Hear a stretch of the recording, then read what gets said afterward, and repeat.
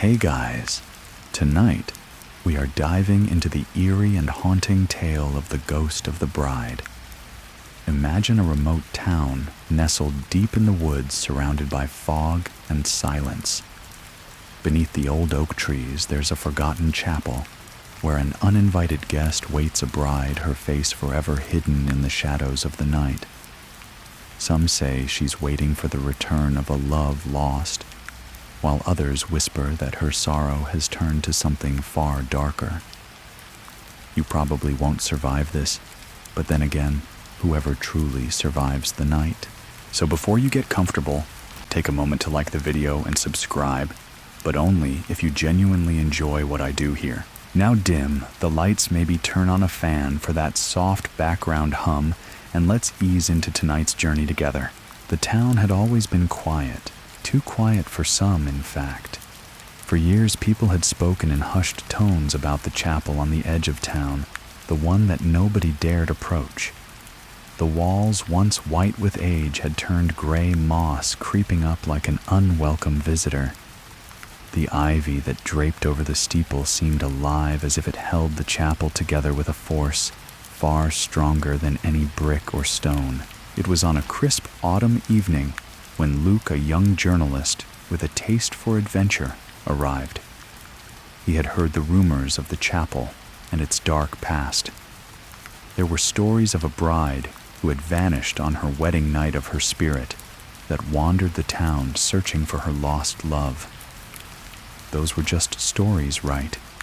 Nothing more than ghostly whispers that people would tell when the wind howled too loud. But Luke wasn't someone who believed in ghosts. He believed in facts, and his article about the old chapel was going to bring those facts to light. Nothing more.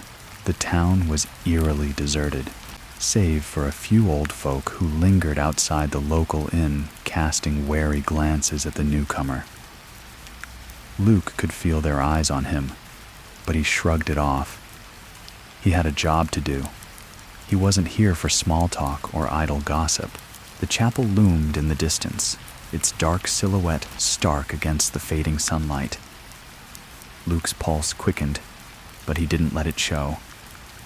The sound of his boots crunching on the gravel path was the only noise that accompanied him as he made his way toward it. As he approached, he could see the chapel's door hanging ajar, a slight creak echoing in the silence as the wind pushed it open. He paused just outside the entrance, feeling a strange tension in the air. The kind of tension that only comes with the realization that something isn't quite right. But Luke was determined. He had come this far, and he wouldn't let a little fear stop him from finishing what he had started. The air inside the chapel was thick, almost suffocating. The dust in the air danced in the fading light, creating ghostly figures that seemed to move with a life of their own. The floor creaked beneath his feet as he stepped forward, his flashlight beam cutting through the darkness. The pews, long abandoned and covered in layers of dust, sat like forgotten relics waiting for the arrival of those who would never return. As Luke explored deeper into the chapel, he noticed something that made his heart skip a beat. At the altar, a single white rose lay atop an old wooden box. The petals were fresh, the stem still green, as though it had just been placed there. But who would leave a flower in a place so desolate? The question lingered in his mind as he approached the altar. Without thinking, he reached out and picked up the rose, turning it over in his hands. There was something odd about it, a feeling that grew stronger with each passing moment. He could have sworn he heard a soft melodic whisper, like a voice calling out to him from the darkness. "Luke!" The whisper was faint, but it was unmistakable. Luke's grip tightened around the rose, but he didn't dare look around. His instincts screamed at him to run to get out of that place, but his curiosity held him in place. The whisper came again this time, louder, more insistent. "Luke, please." The air grew colder, the temperature dropping as though a chill had settled into his very bones. A sense of dread began to seep into his thoughts, like something ancient and powerful was stirring in the shadows. The whisper stopped, replaced by the soft sound of footsteps, slow and deliberate. Luke froze his breath, catching in his throat. There was no one else in the chapel, he was certain of that. Yet the footsteps grew louder, closer until they seemed to be right behind him. Suddenly, he spun around, his flashlight beam slicing through the darkness, but there was nothing there. Nothing but the cold, empty space of the chapel. His heart raced, a surge of adrenaline coursing through his veins. He had to get out. Now, turning quickly, he bolted for the exit, his feet pounding against the creaky floorboards. But as he neared the door, he felt it something cold brushing against his skin, something intangible that made his skin crawl. He spun around again, but the chapel remained silent. He reached for the door, but as his hand touched the handle, a loud, agonized cry split the air. The sound was like 1,000 voices screaming in pain, a chorus of anguish that reverberated through his very soul. It felt as though the walls themselves were closing in on him. With a final burst of energy, Luke pulled open the door and stumbled out into the cold night air. The wind howled, carrying with it a strange scent, like flowers, but decayed. The same scent that had filled the chapel moments before. As he caught his breath, Luke looked back at the chapel. The door was closed again, and everything seemed to be still. But then, out of the corner of his eye, he saw something, a figure standing in the window, her face obscured by a veil. Her figure was faint like a shadow in the glass, but there was no mistaking it. A bride. A woman in a wedding dress, her eyes dark and hollow, staring at him with an intensity that made his skin crawl. Luke's legs went weak beneath him. His mind screamed at him to leave, to run far away, but he couldn't tear his gaze from the figure. The bride in the window raised her hand slowly, and in a voice that sounded like the wind itself, she whispered, "You shouldn't have come." The words echoed in Luke's mind long after the figure in the window had disappeared. He stood frozen in place, the cold night air biting into his skin, yet it felt as though the chapel's grip had never truly let go. His heart raced, each beat a loud thump in his ears, as the image of the bride lingered behind his eyes like an unshakable shadow. He stumbled backward, almost tripping over his own feet. The path to the town was a blur, the darkness enveloping him as though the very earth itself was swallowing him whole. The air smelled of damp earth, and somewhere far off the mournful call of an owl pierced the silence. But his mind was consumed by one thought. That bride. Who was she? Why had she called his name? His fingers clenched around the rose still in his hand, its petals soft and damp to the touch. He had no idea why he hadn't let go of it, but the fear of losing it, of breaking that fragile connection to whatever had happened in that chapel, kept him from releasing it. Something about the rose felt like an anchor, something tethering him to the past. He reached the inn just before the world seemed to close in around him. The wooden door creaked loudly as he pushed it open, the warmth of the fire inside a stark contrast to the chill of the night. But no warmth could settle the unease that churned in his stomach. The innkeeper, an elderly man with a gruff voice, glanced up from his desk as Luke entered. His eyes flickered briefly to the rose, but he said nothing, only giving a knowing nod. Luke took a seat by the fire, but it wasn't the warmth that he sought. His mind swam with the images of the chapel, of the figure in the window. He couldn't shake the feeling that he was being watched, even here in the safety of the inn.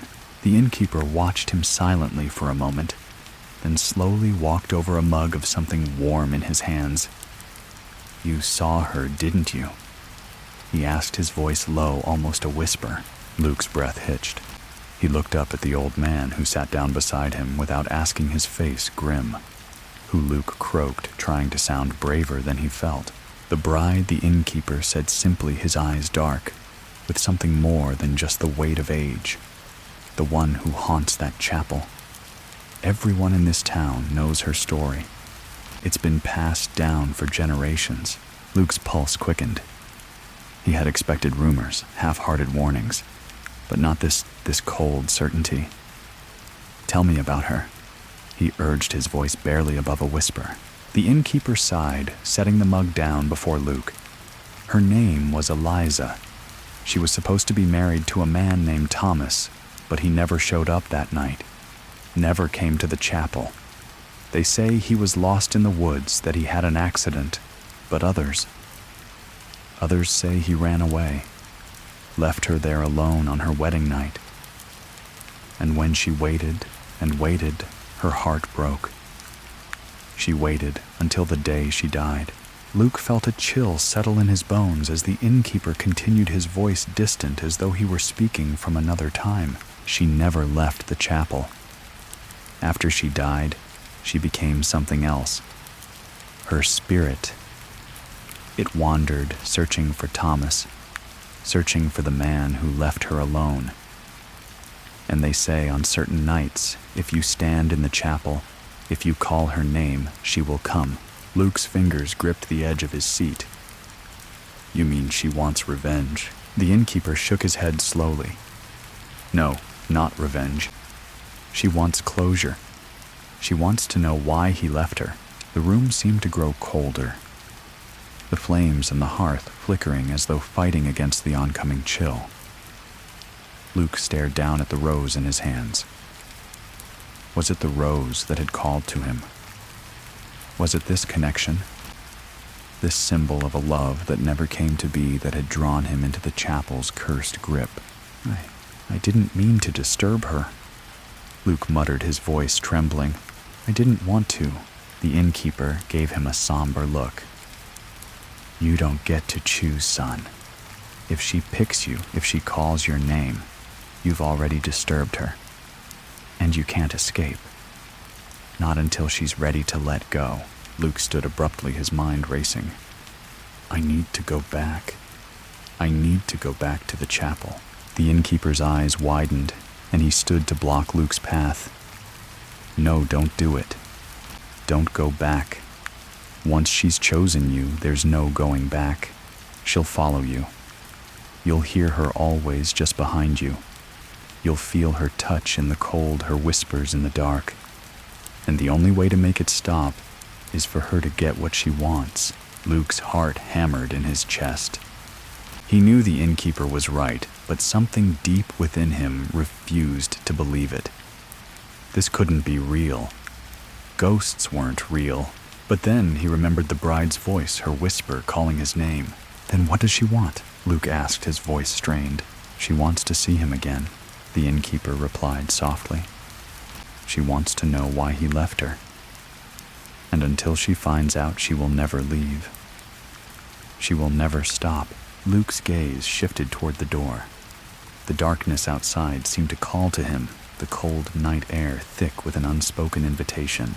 "I have to go," he said softly, more to himself than to the innkeeper. The pull of the chapel of the mystery was far too strong to ignore. The answer he sought was there waiting for him. "Don't go," the innkeeper warned one last time, his voice a low murmur of dread. "If you do, you'll never be free."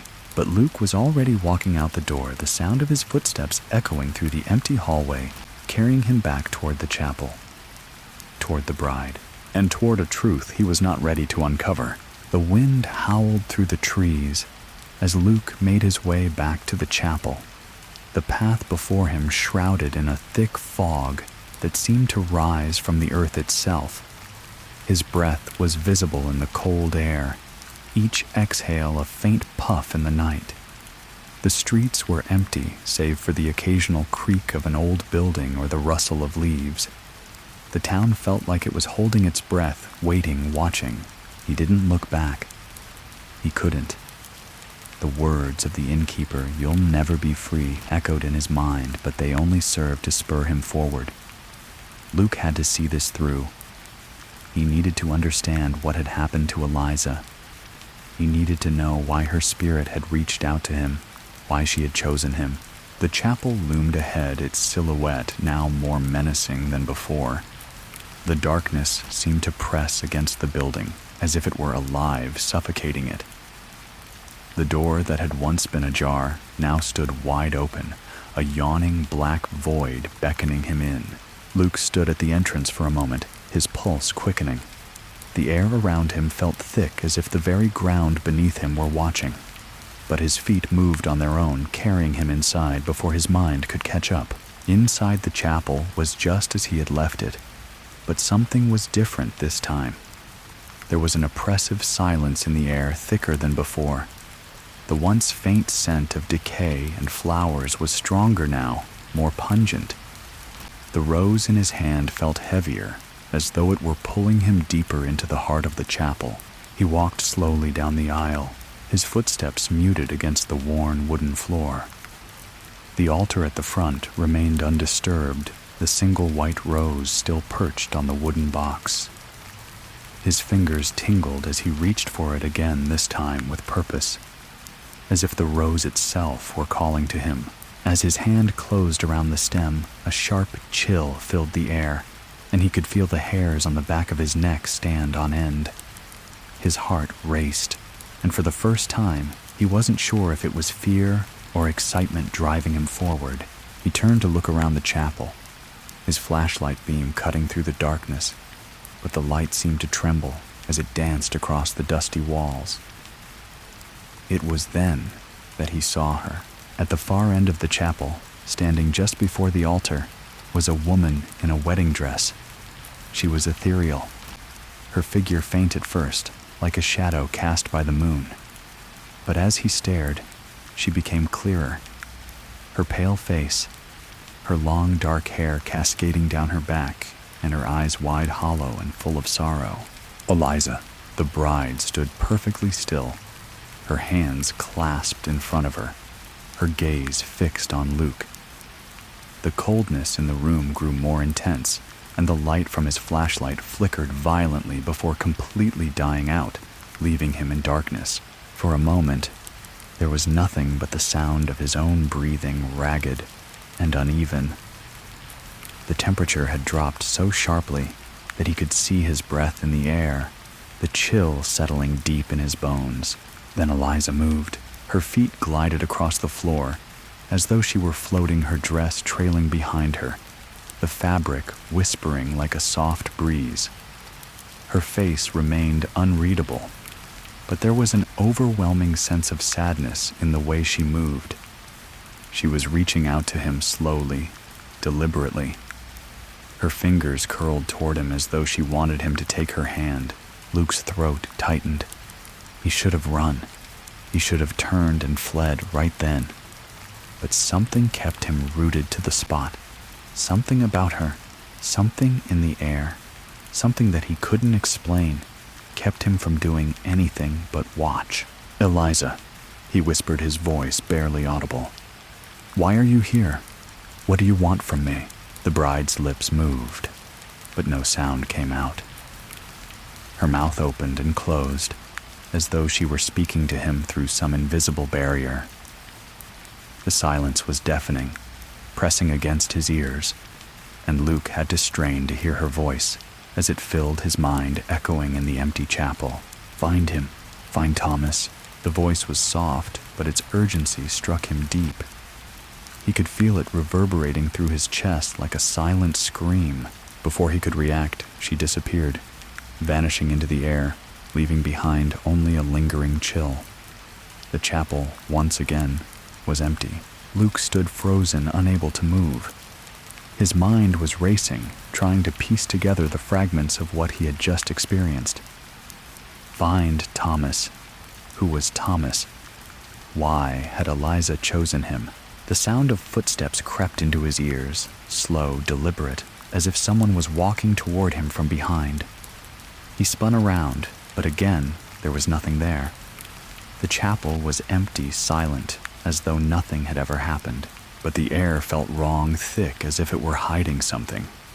Luke could feel the weight of the chapel pressing in on him, as though the very walls were closing in. He reached out to the altar, placing the rose gently on the surface. The rose, once vibrant, now seemed dull, its petals curling at the edges. It was as though the act of placing it there had triggered something, a change, a shift. Then he heard it again, the soft whisper, faint but growing louder. "Luke, please." Luke's blood ran cold. The voice wasn't coming from behind him. It was coming from the walls, the floor, the very chapel itself. "Find him, or you'll never leave." The words burned in his ears, their meaning settling deep in his gut like a stone. He had no choice but to do as she asked. He had no choice but to find Thomas, to find the man who had vanished, the man whose disappearance had bound Eliza to this place, to this curse. And so Luke's journey took a darker turn, one that would take him deeper into the heart of the town, into the places where the secrets of the past had been buried, and where the ghost of the bride was still waiting, still calling out to him. The journey ahead felt like a relentless pull, dragging Luke deeper into the unknown, past the point where curiosity should have stopped and fear should have taken over. He had already crossed a threshold that most would never dare to cross. The town had its secrets, and Eliza, the bride who had vanished in her wedding dress, had chosen him to uncover them. As Luke left the chapel, the once familiar town now seemed foreign, its streets darker, quieter than before. The wind seemed to carry whispers just beneath the sound of his footsteps, as if the very earth beneath him was alive, aware of his presence. His mind was clouded with thoughts of Eliza's words. "Find him, or you'll never leave." What did it mean? Who was Thomas? And why had he been abandoned by the woman who had loved him so deeply? Luke found himself standing at the edge of town, staring at the dense forest beyond. The woods loomed like a dark sea, the trees stretching high, their branches creaking in the wind. He had heard stories about the forest, strange tales of things that happened to those who ventured too deep, of disappearances, and creatures that walked on two legs but were far from human. But Luke wasn't here for myths. He was here to find Thomas. It was the only way to get the answers he so desperately needed, and the only way to end the haunting that clung to him like a second skin. He walked through the forest's edge, the path narrowing as the trees pressed in around him, blocking out the light. The air grew colder, the silence deeper, as though the world itself was holding its breath. The further he walked, the more it felt as though the forest was pulling him in the ground beneath him, soft and uneven. A sudden rustling in the underbrush made him stop. He glanced around, his flashlight flickering in the thickening shadows. The light barely penetrated the dark, leaving strange, elongated shadows across the trees. His heart beat faster, each thump seeming louder in his ears. "Is anyone there?" he called out, but the words fell into the silence without an answer. The forest seemed to swallow his voice whole.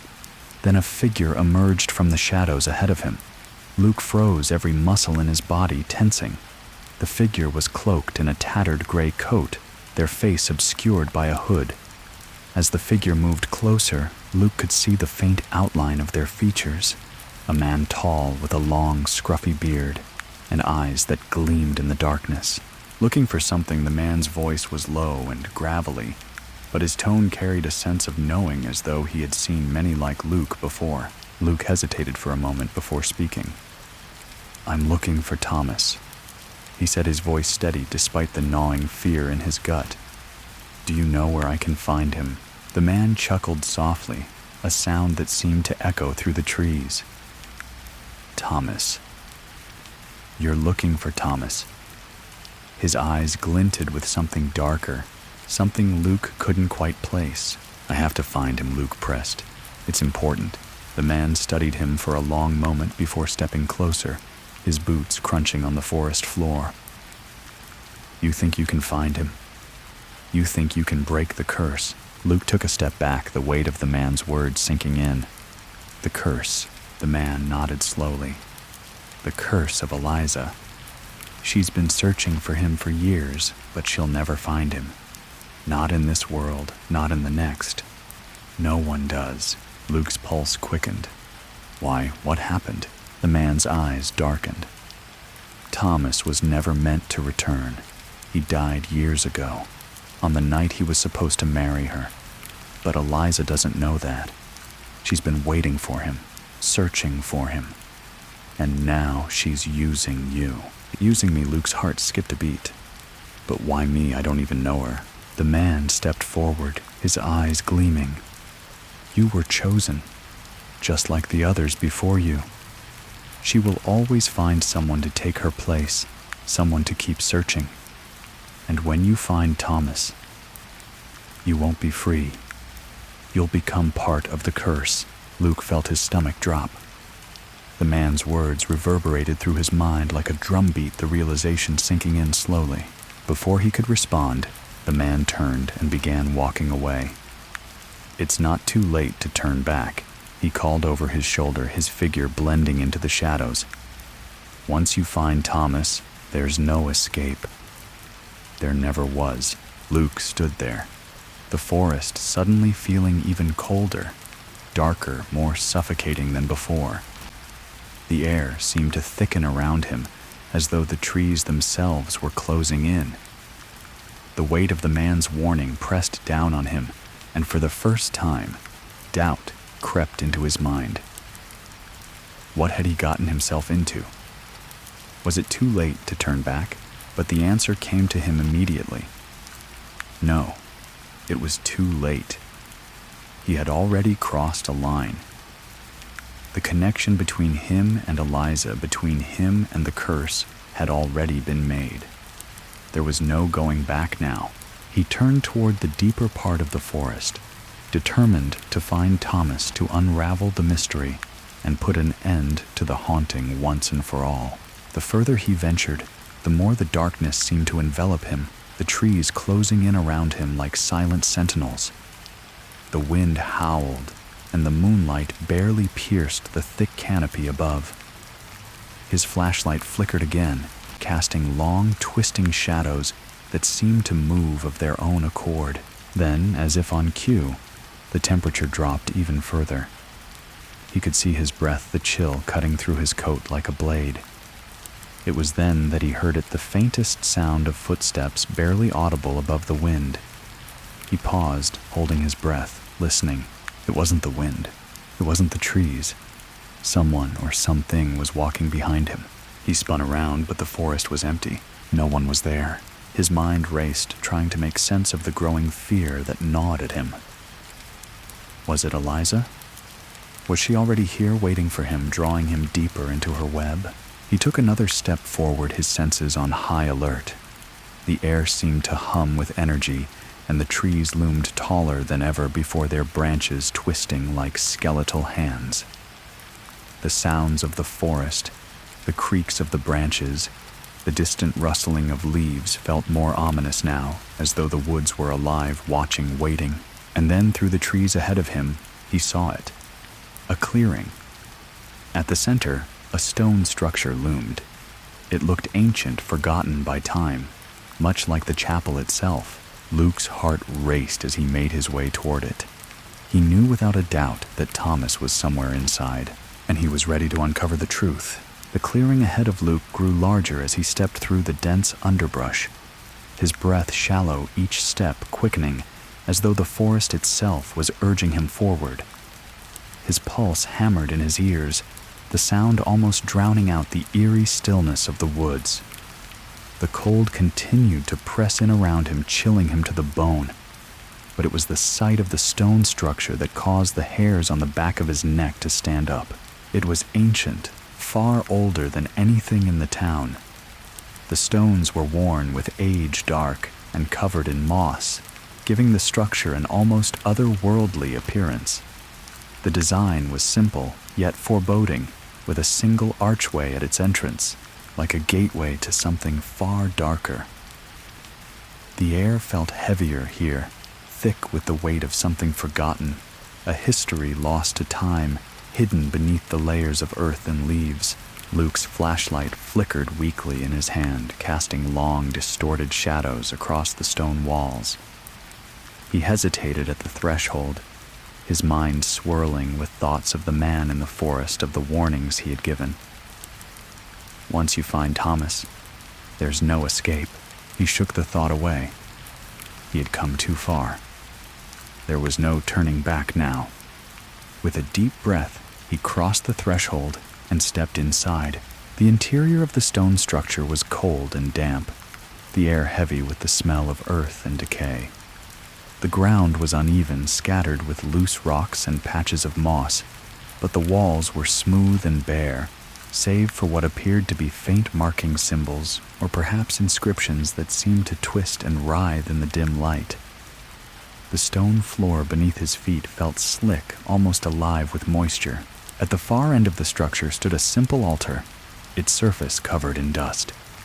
A faint glow emanated from it, casting an eerie light that danced around the room. Luke's eyes narrowed as he approached, the feeling of being watched growing stronger with each step. It was as though the very air in the room was charged with some invisible force pressing against his chest, making it hard to breathe.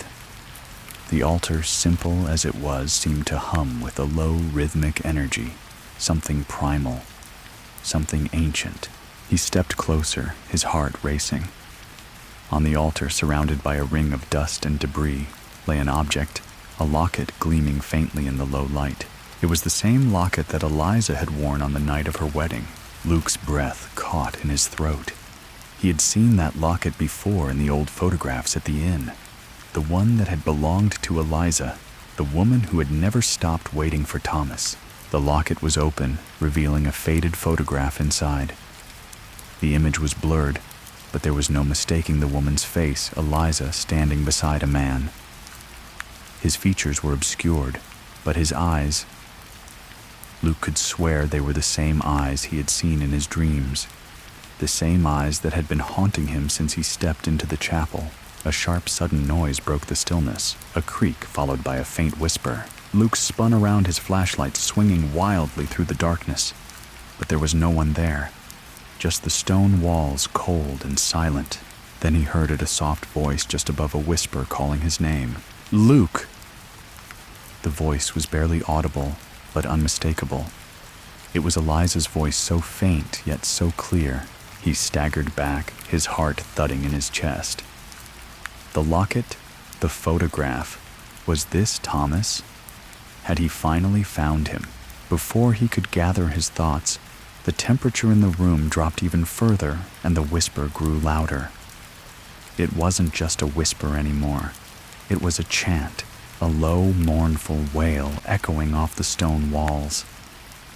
The words, though incomprehensible, were filled with such sorrow that Luke could feel it deep in his bones. It was the sorrow of someone who had waited too long, someone who had been left behind. He reached out to the locket again, but as his fingers brushed the cold metal, the entire room seemed to tremble. The stone walls creaked, groaning, as if the building itself was awakening. The ground beneath his feet shook violently, and Luke stumbled, barely catching himself against the altar. Suddenly the air was filled with the sound of footsteps, slow, deliberate, and unmistakably human. The faintest shimmer of light appeared in the far corner of the room, and then there he was, a man. He was tall, his features obscured by the shadows, but Luke could feel the weight of his presence. The man stepped forward, his movements deliberate, his eyes fixed on Luke with an intensity that sent a shiver down his spine. It was Thomas, the man Eliza had been waiting for, but there was something wrong about him. His face was pale, his skin drawn tight over his bones, and his eyes were empty, hollow, as if the life had been drained from him long ago. Thomas Luke's voice trembled as he took a step forward, but the man didn't respond. Instead, he raised his hand slowly, as if beckoning Luke toward him. Luke's heart raced. He should have turned and run, should have ignored the pull that seemed to draw him closer. but the compulsion to reach out to make sense of this was too strong. As he approached the room, seemed to darken, the temperature plummeting even further. His breath was now visible in the air, swirling in front of him like smoke. His eyes locked with Thomas's, and in that moment, Luke saw it, the truth. Thomas wasn't alive. He was a ghost, just like Eliza. Trapped in the same cycle, doomed to wander the earth forever, bound by the curse of a love never fulfilled. The whispering voices grew louder, their chant now filling the room in a deafening crescendo. Luke could feel the walls closing in on him, the space growing tighter, more suffocating. "No," he gasped. "This isn't real. This can't be real." Thomas's figure began to fade, flickering in and out of existence, as if the very air could no longer hold his form. And then, in a sudden blinding flash of light, the room went dark. Luke blinked rapidly, his head spinning. He was standing alone now in the center of the clearing. The stone structure had disappeared. The forest around him was still and silent. And then in the distance he heard a soft whisper carried on the wind. "Find him, or you'll never leave." The voice was Eliza's, and it was as if the curse had passed to him now, an unspoken understanding that this journey would not end until Thomas was finally found. The town, the chapel, the ghostly bride, he was all a part of it now. And Luke understood with chilling clarity that he would never leave the woods. Not until the truth was uncovered, and he was already too far gone to turn back. The stillness of the forest pressed against Luke, suffocating him as he stood in the clearing. The air was thick with the scent of damp earth and decay, a lingering reminder of the ancient forces that seemed to haunt this place. The moon was now obscured by thick clouds, leaving the world beneath in near total darkness. Luke's heart was pounding in his chest as he looked around, trying to make sense of the events that had just unfolded. The stone structure, the altar, the vision of Thomas flickering in and out like a lost soul. It had all happened so fast, but the weight of it, the urgency of it, felt like an invisible chain tightening around him. He wasn't sure if he was still trapped in the forest, or if the forest had been pulled into him. The whisper echoed again in his mind. "Find him, or you'll never leave." The words lingered in the air like an inescapable fog clouding his thoughts. He had to find Thomas. There was no other option, no other choice. But how? What had he just seen? Was Thomas truly a ghost? Or was there something more at play here? The ambiguity was maddening. If Thomas was dead, why was he still here? And why had Eliza chosen him, Luke, to uncover this? The wind picked up again, rustling through the trees, carrying a faint sound, like distant voices murmuring. They were too faint to understand, but Luke could swear that they were beckoning him, calling him back. Back to the town, back to the chapel. He took a hesitant step forward, then another. His legs felt heavy, almost as though the ground itself was resisting his every move. But despite the fear gnawing at him, despite the uncertainty of what lay ahead, Luke knew he couldn't stand still. He had to keep moving, had to keep going. His flashlight flickered, casting weak beams of light that danced around him like ghosts themselves, revealing glimpses of the twisted trees and underbrush around him. The shadows were long, stretching across the forest floor, like dark fingers reaching for him. He tried not to look at them, tried not to acknowledge the feeling that they were alive, aware of his every step. He made his way back toward the town, the path through the woods now more treacherous than before. His foot caught on a root, sending him tumbling to the ground with a sharp, painful jolt. He cursed under his breath and pushed himself up the shock of pain, doing little to clear the fog in his mind. He glanced around, but saw nothing. No figures, no movement, yet something felt off. The hairs on the back of his neck prickled as though eyes were on him, eyes he couldn't see but could somehow feel. The town finally came into view. Dim lights, flickering from the windows of the few buildings that remained. It seemed unchanged from before, quiet and empty, but Luke couldn't shake the sense that everything had shifted. The world felt out of balance, like something ancient had awakened from a deep slumber. The town square was silent as he walked through it, the cobblestones beneath his feet oddly cold. He made his way toward the inn, its lights still on though the street outside was deserted. He could feel the pull of the place, something in the inn's walls in the air that had drawn him here from the start. It was as though the inn had always known he would return. Inside, the innkeeper was at his desk, his eyes still as dark and knowing as they had been earlier. He looked up at Luke with a solemn expression. "You came back," the innkeeper said softly, not bothering to ask why. "I knew you would." Luke's throat tightened. He didn't want to ask the question he was about to, but he had no other choice. Who was he? The man in the woods, the one I saw? Was he Thomas? The innkeeper's eyes shifted, his face unreadable. After a long pause, he nodded slowly. "Thomas was never meant to stay in this world," the innkeeper said, his voice barely above a whisper. "He died the night he was supposed to marry Eliza. But his soul, his spirit, was caught in the web of this place. And Eliza, she couldn't let go. She couldn't let him go. And so she waited and waited. And when you came along, when she saw you, it was as if the curse had found a new way to latch onto someone." Luke's heart skipped a beat. "What do you mean?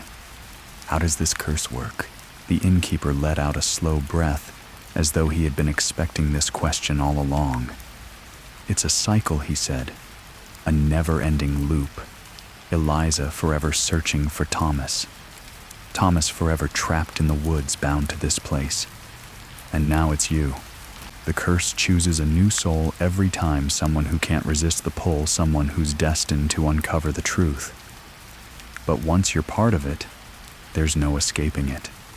Not unless she gets what she wants." Luke's mind reeled. He had already felt it, hadn't he?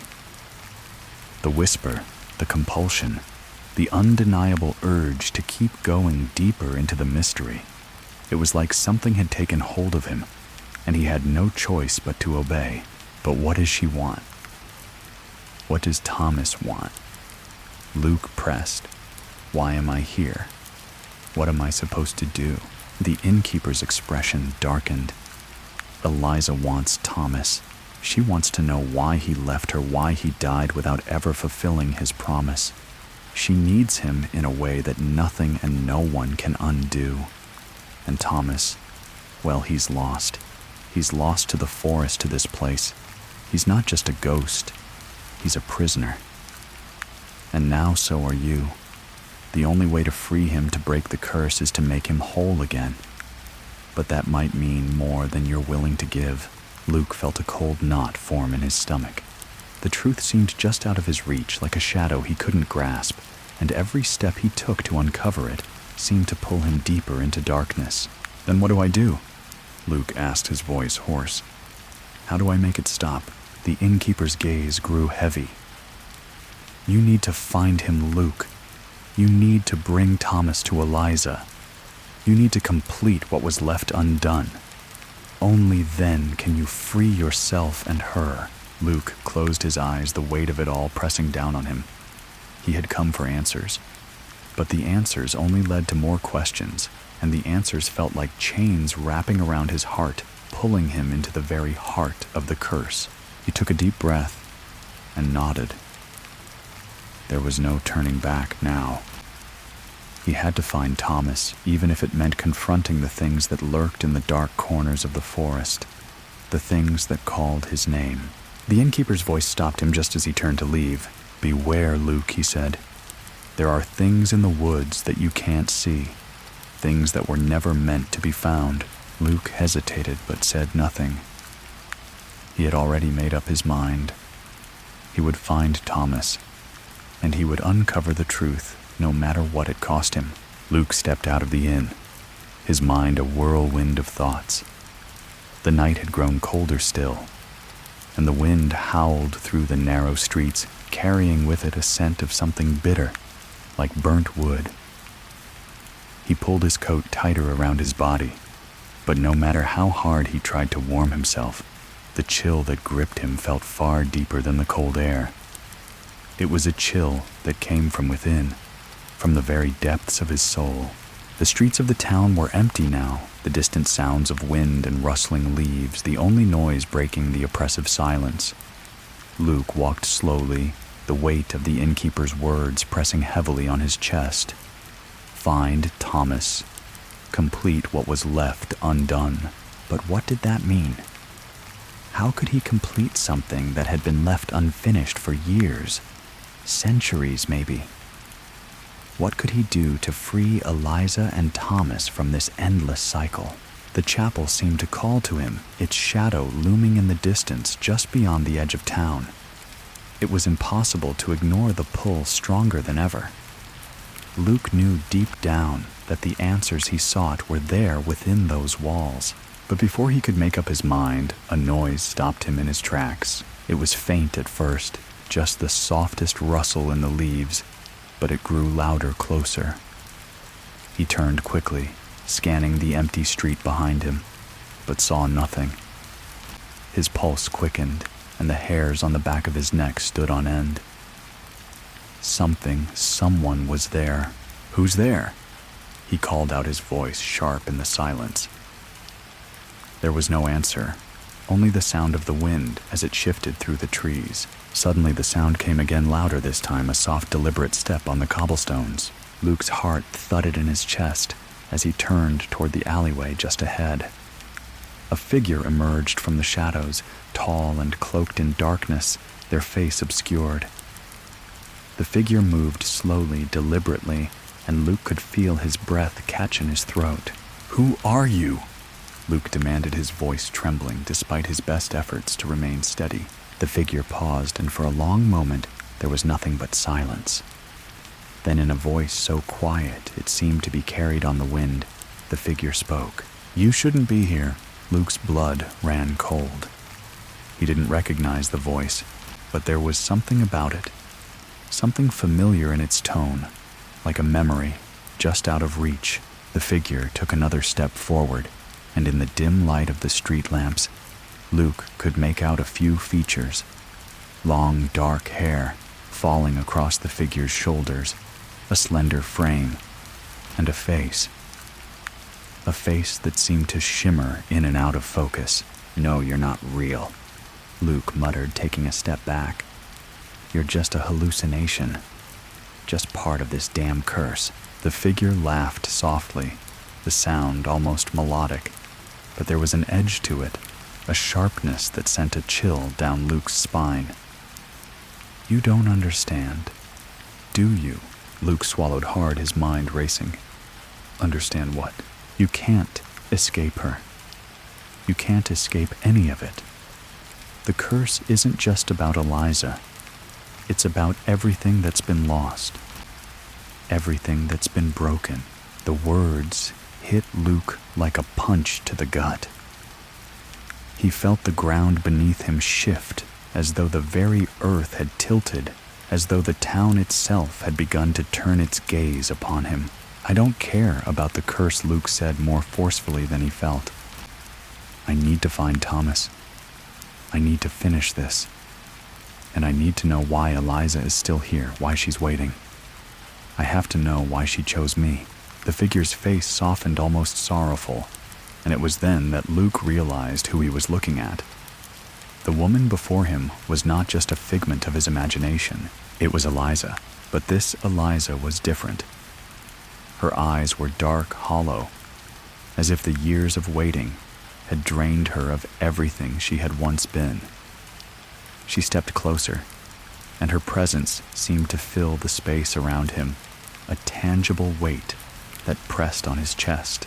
"You came here thinking you could free me," she whispered, her voice full of sorrow.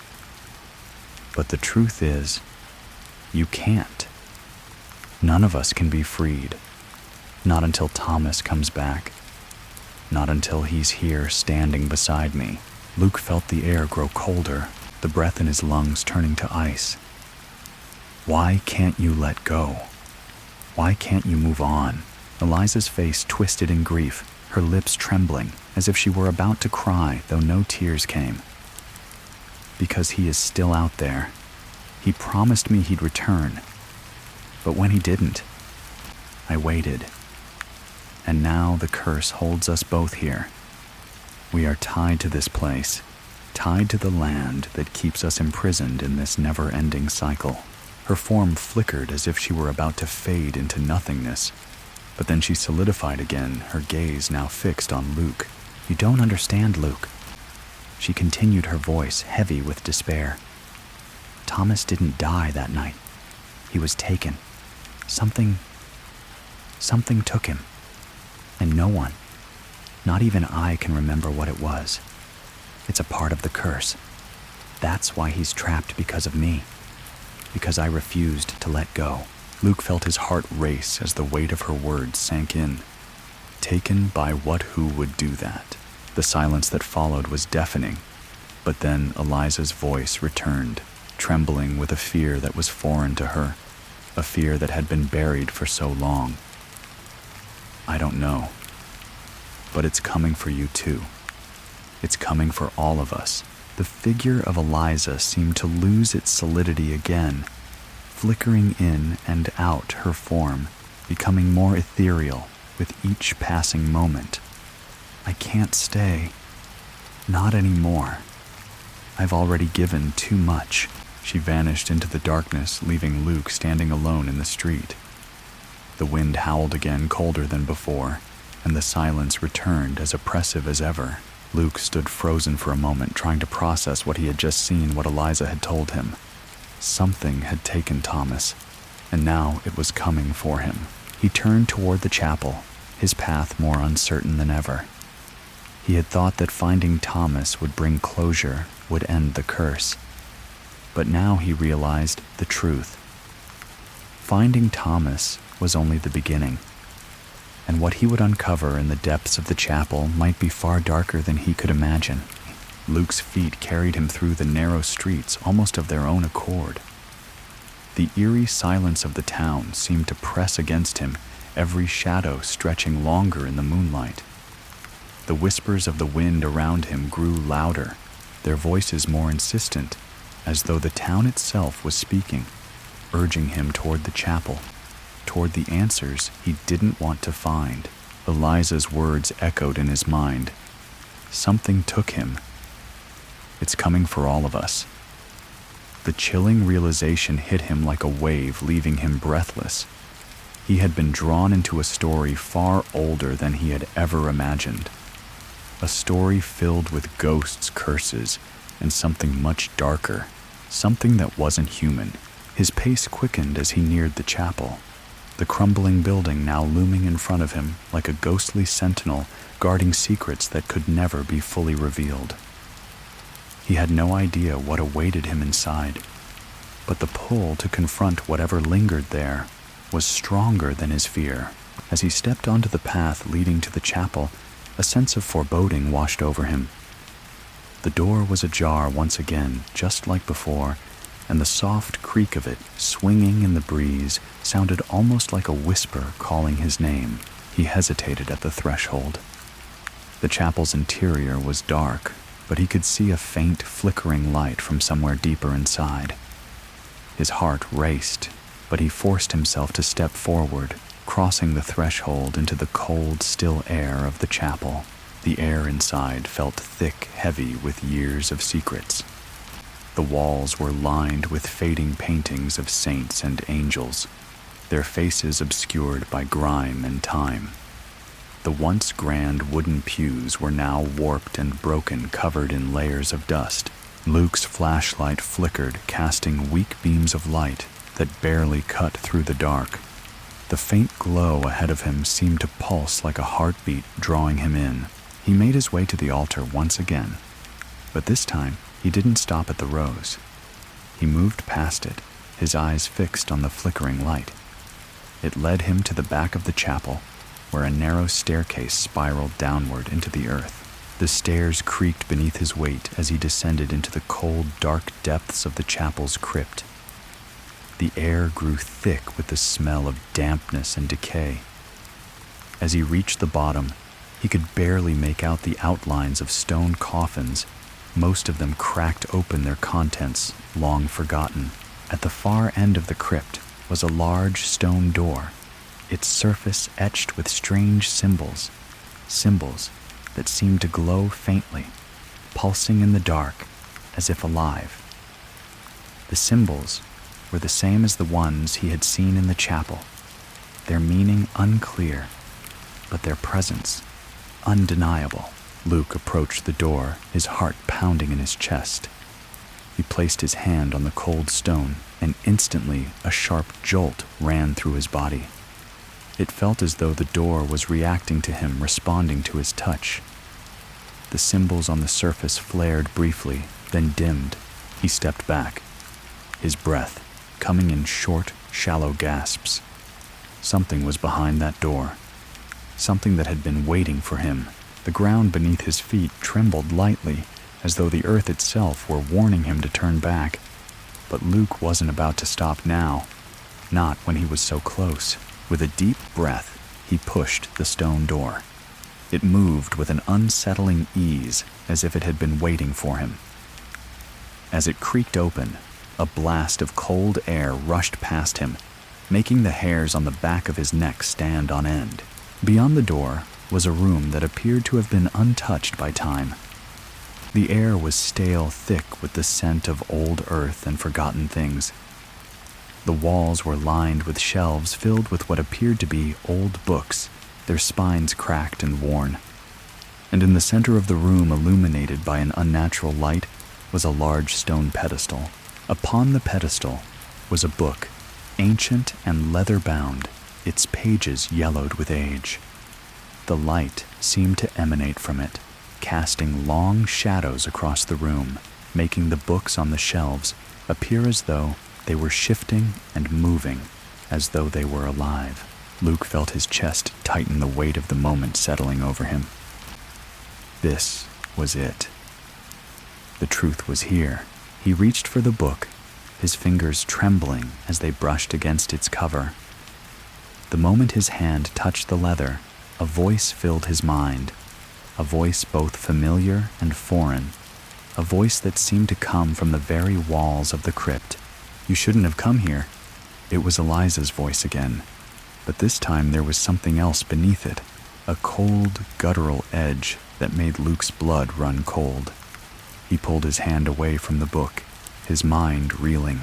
But the book seemed to call to him, its pages turning on their own, as if it were alive, eager to reveal its secrets. Luke couldn't look away, his gaze drawn to the glowing pages as they flipped faster and faster, the words blurring together. And then, just as suddenly as it had started, the book stopped. It lay open on the pedestal, its pages still and silent. Luke approached slowly, his fingers trembling as he reached for the book again. This time, the pages were clear, the writing ancient and written in a language he couldn't understand, seemed to shimmer in the dim light. He scanned the pages, the words pulling him in, and then his eyes landed on a familiar name, Thomas.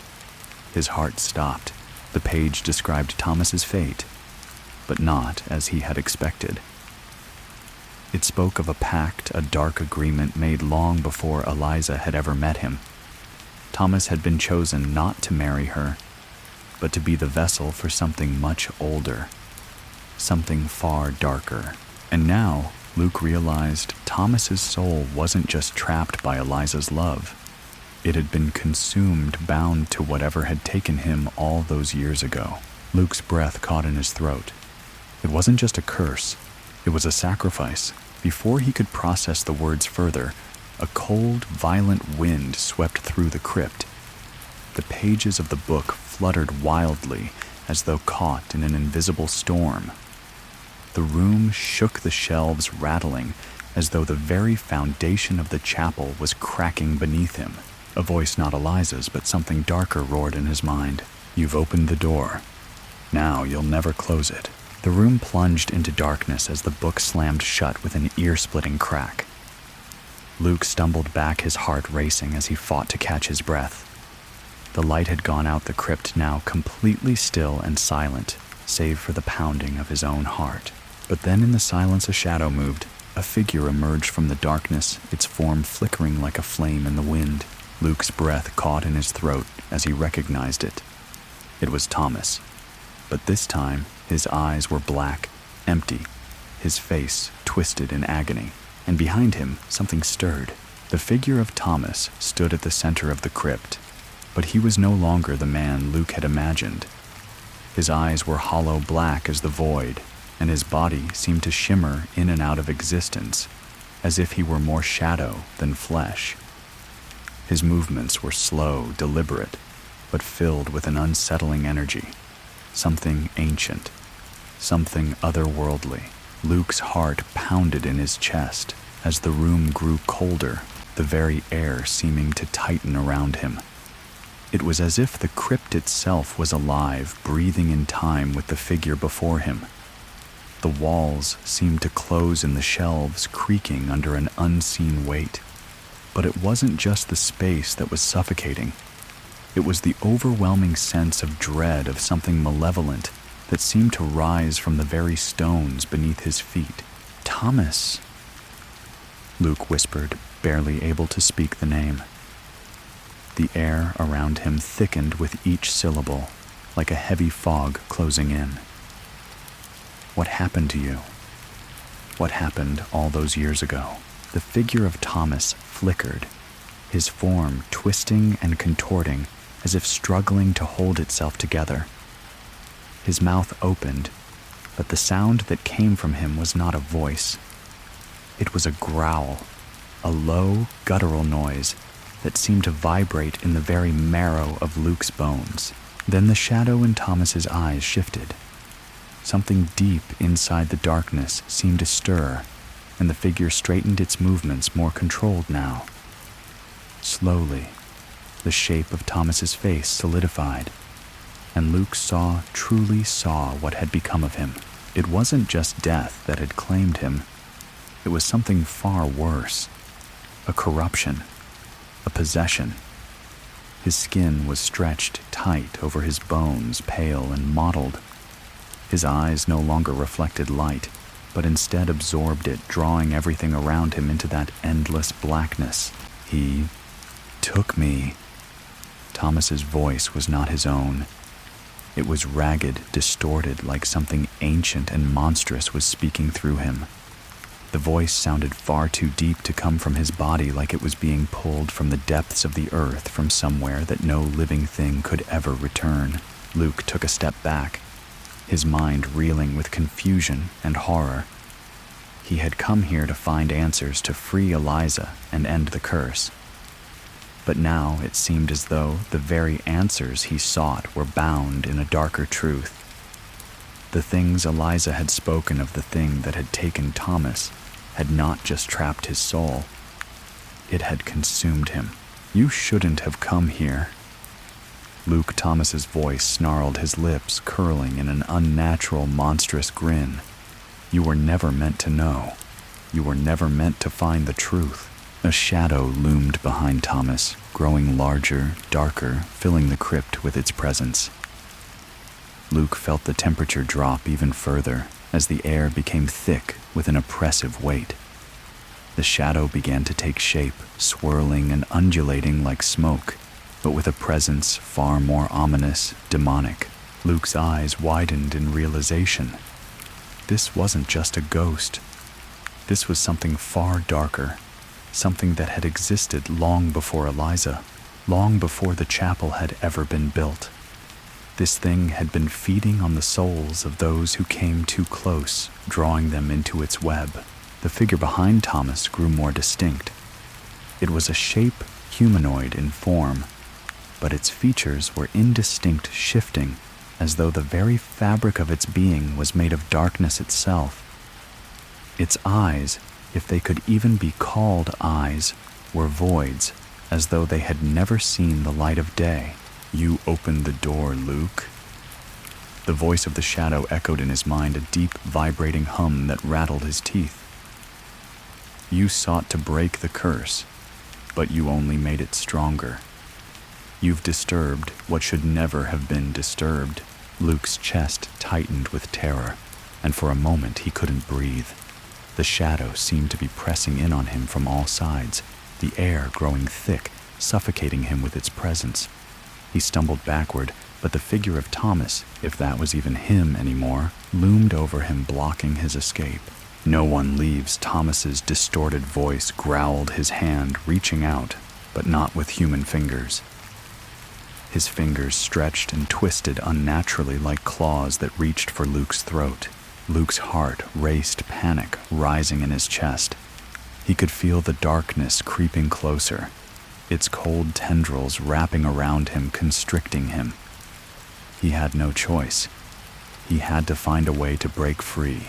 Then a sound, distant but familiar, reached his ears. It was a soft, melodic voice. A whisper. "Luke."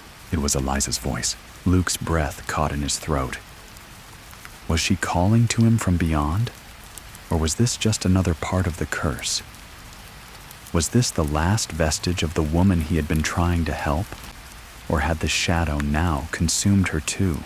He turned toward the sound of her voice, and for the first time, a spark of hope ignited within him. If she was still there, if she was still herself, then perhaps there was still a way out of this. Perhaps he wasn't too far gone to save. His gaze fell on the pedestal where the book had been moments ago. The symbols on the stone were still glowing faintly, their light pulsing rhythmically like a heartbeat. He ran toward it, desperation driving his every step. But as he approached, the shadow lunged, its form extending toward him with inhuman speed. "Luke." Eliza's voice echoed once more urgent, more real this time. "You have to destroy it. Now." Luke didn't hesitate. He reached for the book, his fingers trembling as they closed around it. In an instant, the world seemed to shift again, the ground beneath him trembling violently, the air crackling with energy. The crypt shook, and the darkness around him began to retreat like smoke dissipating in the wind. The shadow screamed in a voice that seemed to come from every corner of the earth, its form writhing and shrieking as the light from the book grew brighter, blinding him. Luke clenched his eyes shut, his hands clutching the book tightly as the roar of the shadow grew louder, more agonized. And then with a final deafening cry, the shadow was gone. The chapel fell silent, the air clearing, the oppressive weight lifting from his chest. When Luke opened his eyes, the book had vanished, and Thomas, now nothing more than a lingering, ghostly echo, was gone as well. Eliza's presence remained, though. Her voice soft, sorrowful, but at peace, whispered one last time, "Thank you, Luke. Now, we can rest." The air in the crypt grew still, and for the first time since he had entered the chapel, Luke felt a strange calm settle over him. The curse had been broken. Thomas was free, and so was Eliza. As he turned to leave the crypt, the chapel door creaked open before him, the light from the outside world spilling in. Luke stepped through it, his heart finally at ease, and with one last glance at the chapel, he walked away, knowing that the ghosts of the past had been laid to rest. But as the door slowly closed behind him, the faintest whisper of a voice seemed to follow him. "You won't be the last," it said, trailing off into the night. Luke didn't turn around. He didn't need to. He had done his part, and for now that was enough. Luke's steps were slow, deliberate, as he walked away from the chapel, his mind struggling to process everything that had just transpired. The weight of the curse, the darkness that had consumed Thomas, and the spectral presence of Eliza. It all felt like a nightmare, but one that lingered even after waking. The feeling of being watched, of something still lingering in the shadows, refused to leave him. He didn't look back. The town was quiet now, as it had been before, but the quiet felt different somehow, less oppressive. The oppressive weight of the curse, The dread that had clung to the streets seemed to have lifted. But Luke couldn't shake the feeling that something wasn't quite finished. As he walked further down the path leading away from the chapel, the sound of footsteps behind him made him stop cold. He whirled around, his heart racing, but there was no one there. The path was empty, bathed in the cold, moonlit glow of the night. But the silence that followed felt wrong, as though it had been broken. Then his eyes caught sight of something at the edge of the clearing, something he hadn't noticed before. A figure standing beneath the archway of the chapel's entrance. For a moment, Luke's breath caught in his throat. He was sure the chapel had been empty when he left, but now there was someone there. The figure was a woman, tall, with dark flowing hair that shimmered in the pale light. She stood perfectly still, her back to him, her hands folded calmly in front of her. For a long moment, Luke simply stared, unsure if he was seeing things, and then she turned. The face that greeted him was not Eliza's, though it was eerily similar. Her skin was pale, almost translucent, her eyes wide and dark, brimming with sorrow. She was beautiful, but in the way that made your skin crawl, a beauty that hid something much darker beneath. She stepped toward him slowly, her movements fluid like water flowing over rocks, but there was a heaviness in the air around her, a chill that made the breath catch in Luke's throat. "You did well, Luke," she said, her voice soft, almost sweet, but there was an underlying tone of something far more unsettling. "But you have to understand, the curse has always been here." Luke's chest tightened, his body freezing in place. "Who are you?" he managed to ask, his voice trembling. "I thought I broke the curse. I thought Eliza." The woman smiled, but it wasn't a reassuring smile. It was something twisted, something ancient. Eliza was only the beginning. She was a part of a much greater cycle. And you, Luke, are now a part of it too. Her words hit him like a cold wave crashing over him, drowning him in realization. His heart began to race again, and his mind reeled with the implications of what she was saying. A cycle. What cycle? Had the curse truly been broken, or was he merely a part of something far darker than he could comprehend? "You..." Luke's voice cracked as he took a step back. "You're not human, are you?" The woman's smile deepened, a glint of something dark flickering in her eyes. "Not entirely, no. But neither are you, Luke." He swallowed hard, trying to steady himself. He couldn't run. He didn't have the strength. Not now. Not after everything he had been through. I don't understand," Luke murmured, shaking his head. "Why me? Why was I chosen?" The woman tilted her head slightly, as though considering his question. "Why do you think Eliza chose you?" she asked softly. "Because you were already a part of the story. You always were. You have always been the one meant to finish it." Luke felt his world tilt. His mind screamed for clarity, but the answer seemed elusive, like a shadow that would slip through his fingers if he reached for it. He had been chosen, just as Eliza had chosen him, but for what? What part of the story had he been a part of? She stepped closer to him, her presence overwhelming, suffocating.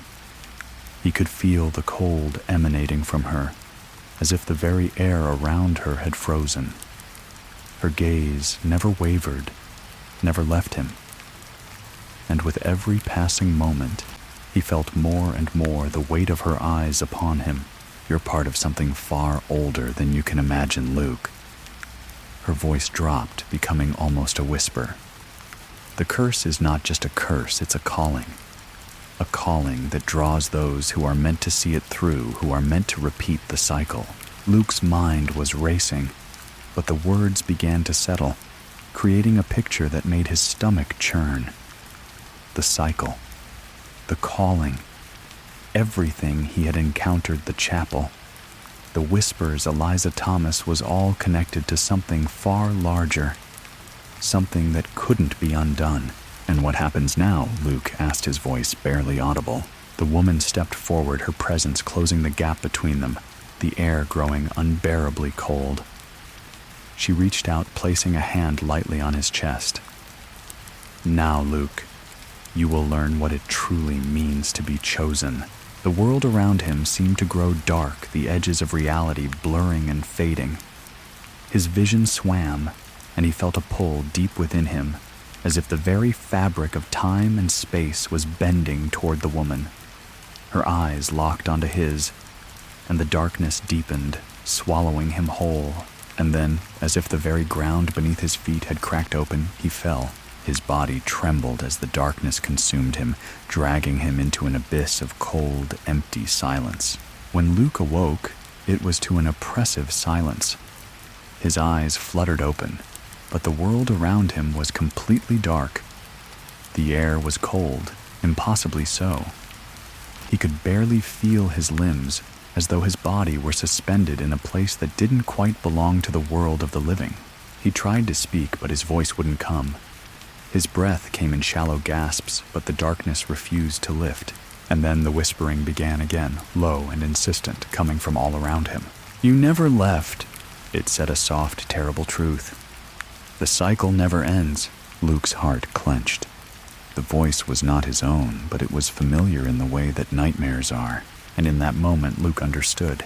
The curse had never been broken. It had only been passed on. He was now part of the cycle, and it would never end. Luke's body felt heavy, his limbs like stone, as if he were submerged in something deeper than water. He tried to open his eyes wider, but all he saw was an overwhelming abyss, an endless expanse of nothingness. His mind raced, struggling to make sense of what had just happened. The woman, the one who had claimed he was now part of the cycle, her words echoed in his mind, a constant, insistent hum. "You never left." The chill in the air was biting, gnawing at him, as though the very air around him was alive with coldness, a cold that seeped into his bones, numbing him from the inside out. He could feel his heart pounding in his chest, but it seemed so distant, so small compared to the overwhelming darkness that surrounded him. He tried to move, to push himself out of the void that held him, but his body wouldn't respond. Every movement felt sluggish, as if the darkness itself were holding him in place, a weight too powerful for him to escape. His breath came in shallow gasps, his chest rising and falling with an effort that felt foreign, almost unnatural. And then slowly, just as the panic began to rise, something shifted. A faint light appeared in the distance, small at first, but growing, pulsing like a heartbeat in the darkness. It was the only thing in the void that seemed real, that seemed tangible. The darkness around it wavered, pulling back just a little, as if it feared the light. Luke's instincts screamed at him to go toward it. The light was his only hope, the only thing that felt like a lifeline. He reached out, but his hand passed through the air in a slow, uncertain motion, like a dream that couldn't quite be grasped. But then the light grew brighter, pulsing with an urgency that mirrored his own. And finally, he was able to move. His limbs trembled with the effort, but he forced them to respond, to take him toward the light. Each step felt like a battle against the gravity of the dark, but still he pressed on. His vision blurred as he focused only on the light, the pull of it so strong that it felt like it was pulling him toward it with invisible hands. The light was no longer faint, but radiant, glowing with an intensity that hurt to look at. As he approached, the space around him began to distort, warping and shifting. The air around him felt thick, suffocating, and yet the light was the only thing that seemed to offer any clarity. The closer he got, the more the darkness receded, as if it had no power in the presence of the light.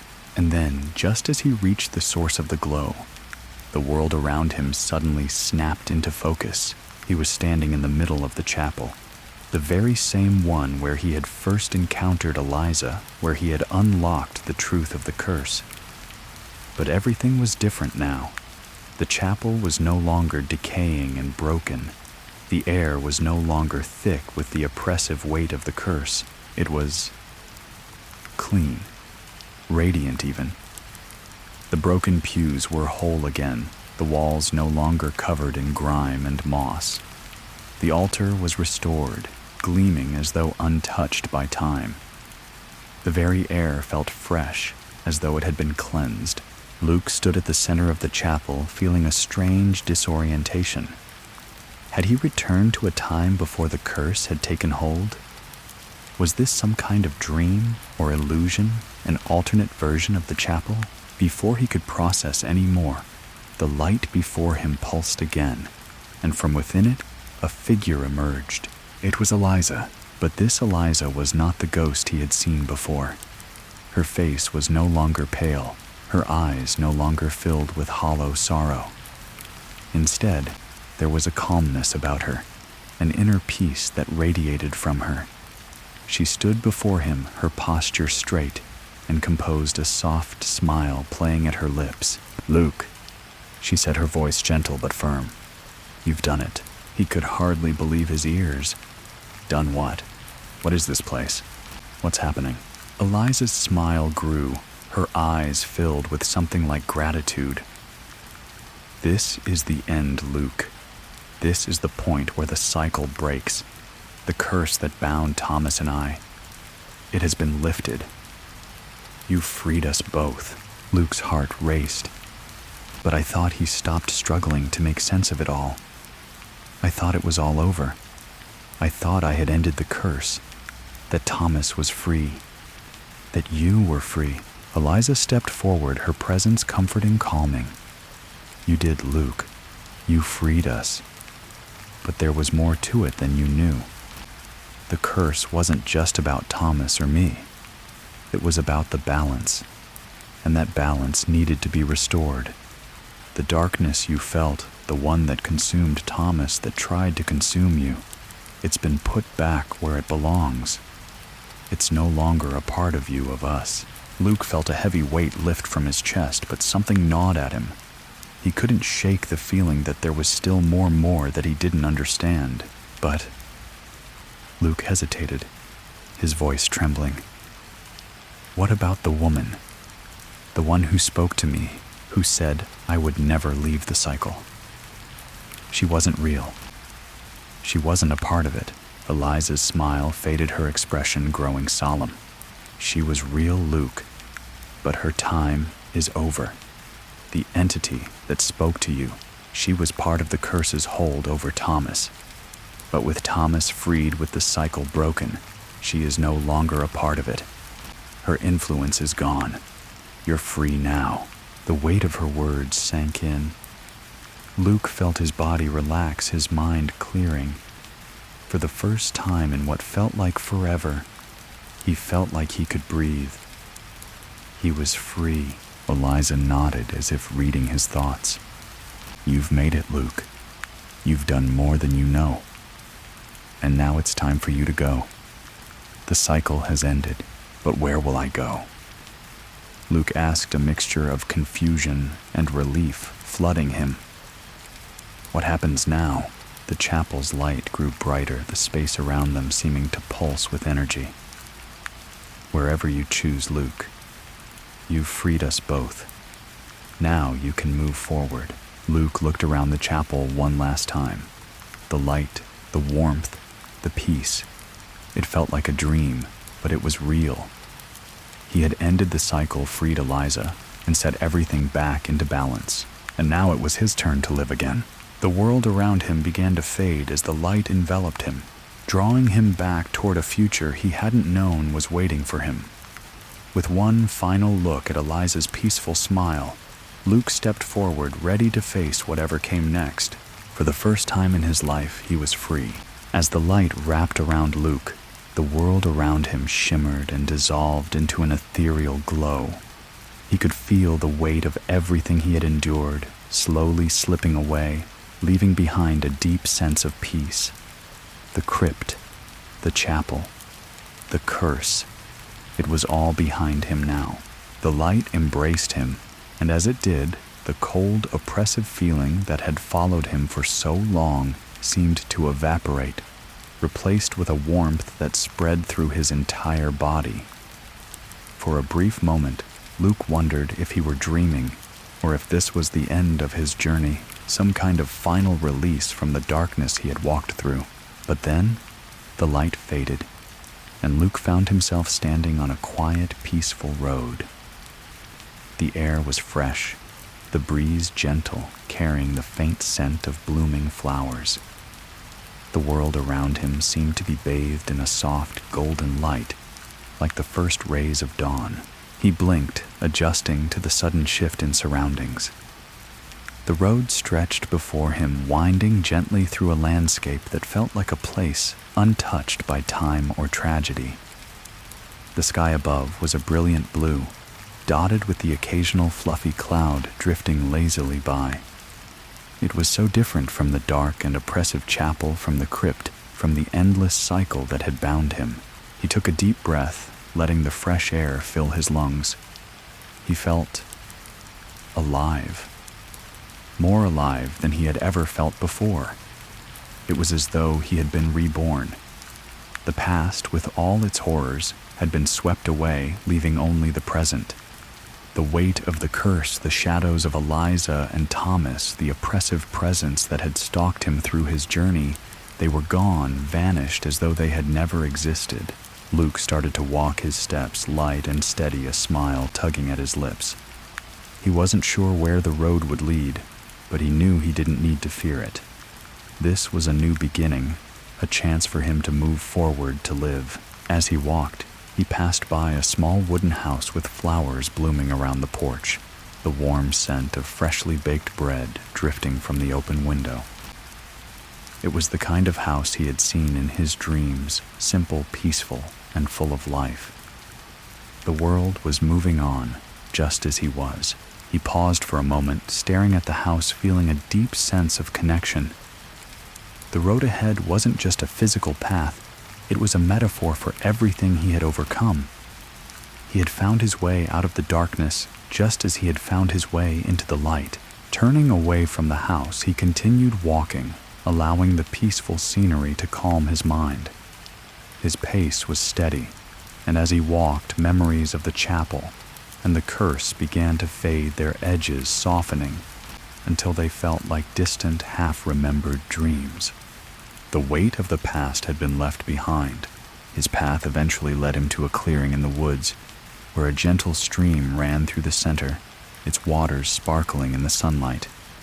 He knelt by the stream and cupped his hands, taking a sip of the cool, clear water. It tasted pure, refreshing, like life itself. As he stood up, ready to continue his journey, he heard a soft rustling in the trees behind him. He turned, his heart beating just a little faster, wondering if this was the moment when the cycle would repeat, when the darkness would come back to claim him. But instead, there was nothing. No shadows, no figures lurking in the distance, just the gentle rustling of leaves in the wind. Luke smiled again, this time more knowingly. The cycle was truly over. The shadow that had followed him for so long was gone.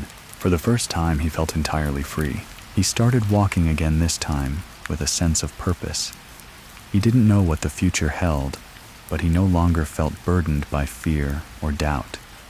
The road stretched before him wide and open, and he was ready to walk it. And as he walked into the unknown, the sunlight bathed him in warmth, filling him with a peace he had never known before. Whatever awaited him, he knew he could face it. Because for the first time in his life, Luke was truly free. The road ahead of Luke remained open, inviting him to continue. But there was an odd sensation that tugged at him, as though something familiar lingered just beneath the surface of this newfound peace. Despite the warmth of the sunlight and the tranquility surrounding him, a subtle unease began to form within his chest. It wasn't a fear, but a quiet recognition, a sense that this freedom, this lightness, wasn't a conclusion. It was simply the next chapter. He had been so focused on breaking free from the past, from the curse, that he hadn't allowed himself to truly absorb what it meant to live again. Luke slowed his pace, taking in the serenity around him. The sunlight filtering through the trees, the soft murmur of the stream, and the smell of earth and flowers were comforting. But something was still out of place. His mind, still partly tethered to the journey he had just completed, couldn't shake the feeling that something remained unresolved. He looked over his shoulder one last time. The road stretched endlessly, disappearing into the horizon. But it wasn't just the road that beckoned. It was the memory of the shadow, the woman in the chapel, and the final whisper that had clung to him. The cycle never ends. That voice, haunting yet gentle, still echoed in his mind like a riddle that was yet to be solved. He paused, his gaze drifting back to the stream in front of him. He crouched by the water, gazing into its depths. The reflection staring back at him was his own, but there was something different now, something deeper in his eyes, as if he had seen too much, as if the weight of the world had shifted him in ways he couldn't quite explain. And then, as if summoned by his thoughts, a faint flicker of movement in the corner of his vision made him turn sharply. The shadow, that same unnerving presence, seemed to flicker once again, just out of reach. It wasn't quite physical yet.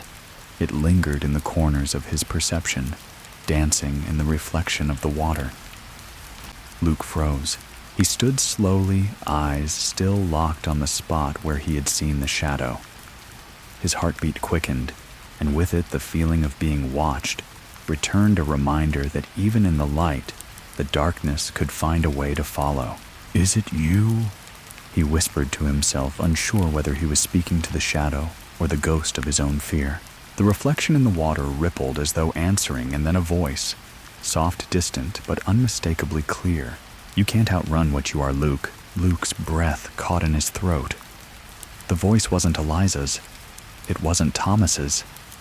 It was something different, something older, more ancient. His eyes widened as the shadow flickered again, this time fully forming into a figure just behind him. It was a woman, tall and draped in dark, flowing robes. Her face was obscured, but her presence was overwhelming. The energy around her felt oppressive, the temperature around Luke dropping as she drew closer. "You freed the two of them," the figure said, her voice carrying an air of finality. "But you did not free yourself." Luke's pulse surged. "Who are you?" he demanded, his voice shaking. "What do you want from me?" The woman stepped closer, and the ground beneath him seemed to grow heavier. "I am the one who keeps the balance," she said simply, her voice cold. "The cycle has not been completed. You think you are free, but you are still bound. You are a part of something larger than you know." Luke staggered back. The words were like knives in his mind, slicing through the illusion of peace that had settled over him. "No, I'm done. I ended it. I broke the curse. Did you?" she asked, her voice both mocking and sorrowful. "You are bound to the cycle, Luke. You always will be." The words hung in the air like a storm waiting to break. Luke shook his head violently, trying to resist the truth she was laying before him. He had escaped. He had found peace. But the dark presence before him, the ancient figure, was telling him otherwise. The woman stepped forward, her presence pulling at the very fabric of reality around them. "Your story is not finished," she whispered. "The curse was never just about Eliza or Thomas. It's about you, Luke. You were always part of the cycle, woven into it from the beginning. You cannot outrun what you are. You are destined to be its keeper." Luke's heart thudded in his chest, panic surging through him. "No, I won't be part of this anymore. I won't let it consume me." The woman's voice softened, but there was an undeniable finality to it. "You have no choice, Luke." The world around him seemed to shift again, the ground beneath him trembling, as if the earth itself was reacting to her words. Luke's mind reeled as the shadows swirled around him, drawing him into an inescapable force. And then everything went dark. When Luke opened his eyes again, he wasn't on the road anymore. He wasn't standing by the stream. The landscape had changed, no longer peaceful and serene, but dark and twisted, filled with thorny trees that clawed at the sky, their branches heavy with the weight of something ancient and unspeakable. The air was thick, suffocating. And before him stood the figure of the woman, her face now clear, and there was no mistaking it. She was the one who had haunted the cycle, the one who had remained hidden in the shadows all along. She stepped forward, and the earth trembled beneath her as if acknowledging her power. "Welcome back," she said with a smirk, as though the world itself were under her command. "The cycle has only just begun." Luke's stomach churned. He had escaped the curse only to find himself back at its heart. He was trapped again, and this time there was no place to run. The woman's voice, cold and unyielding, echoed in his mind, her final words sealing his fate. "You are not free, Luke. You never will be." And the darkness closed in, consuming him once again. Luke's vision blurred as the darkness closed in, wrapping around him like an impenetrable veil. His mind screamed for release, for the freedom he thought he had won. But with every breath, with every heartbeat, the weight of the curse pressed harder, as though the very air was saturated with its presence, pulling him deeper into the endless cycle he had tried to escape. The figure of the woman stood before him, her presence commanding and suffocating her face, now clearer than ever. She was not a ghost, not a phantom of the past. She was something much older, something ancient. Her eyes gleamed with an unsettling mix of power and sorrow, and as she stepped forward, the world around Luke seemed to distort, as if the very fabric of reality was bending to her will. "You can't fight what you are." "Luke," she said, her voice gentle, almost soothing, as though she were speaking to a lost child. "You are bound to this place, to the curse, as much as Eliza and Thomas were. You are a keeper of the cycle, a part of it. You always have been."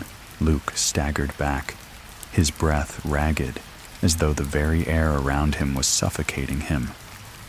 "No," he gasped, shaking his head in denial. "I broke it. I ended it. I freed them, both of them. You don't understand." The woman's lips curled into a small, pitying smile. "I do understand, Luke. I understand better than you realize." Her words chilled him to the core. The ground beneath him felt unstable, as though the earth itself were crumbling, shaking with a silent tremor. He could feel the pull of the darkness once again, the overwhelming weight of it pressing against him, pushing him toward the center of this endless cycle. "You freed them, yes. But you were never meant to free yourself." She continued, her voice now a low murmur that resonated in Luke's very soul. "The curse is not just about them. It's about the keeper, the one who holds the balance." Luke's eyes widened. "The keeper," she nodded slowly, her eyes never leaving his. "Yes, Luke, you were chosen, not just to be a part of their story, but to carry it on. You were always meant to be the one who keeps the cycle moving, who ensures it doesn't end. The curse feeds on its keeper as much as it feeds on those who become entangled in it." His heart pounded in his chest. This wasn't what he had wanted. This wasn't what he had fought for. "But I can't," Luke's voice faltered. "I can't be this. I can't carry this curse forever." The woman's expression softened, but there was no sympathy in her gaze, only the cold truth that she was offering him. "You already are. The cycle is ancient, Luke.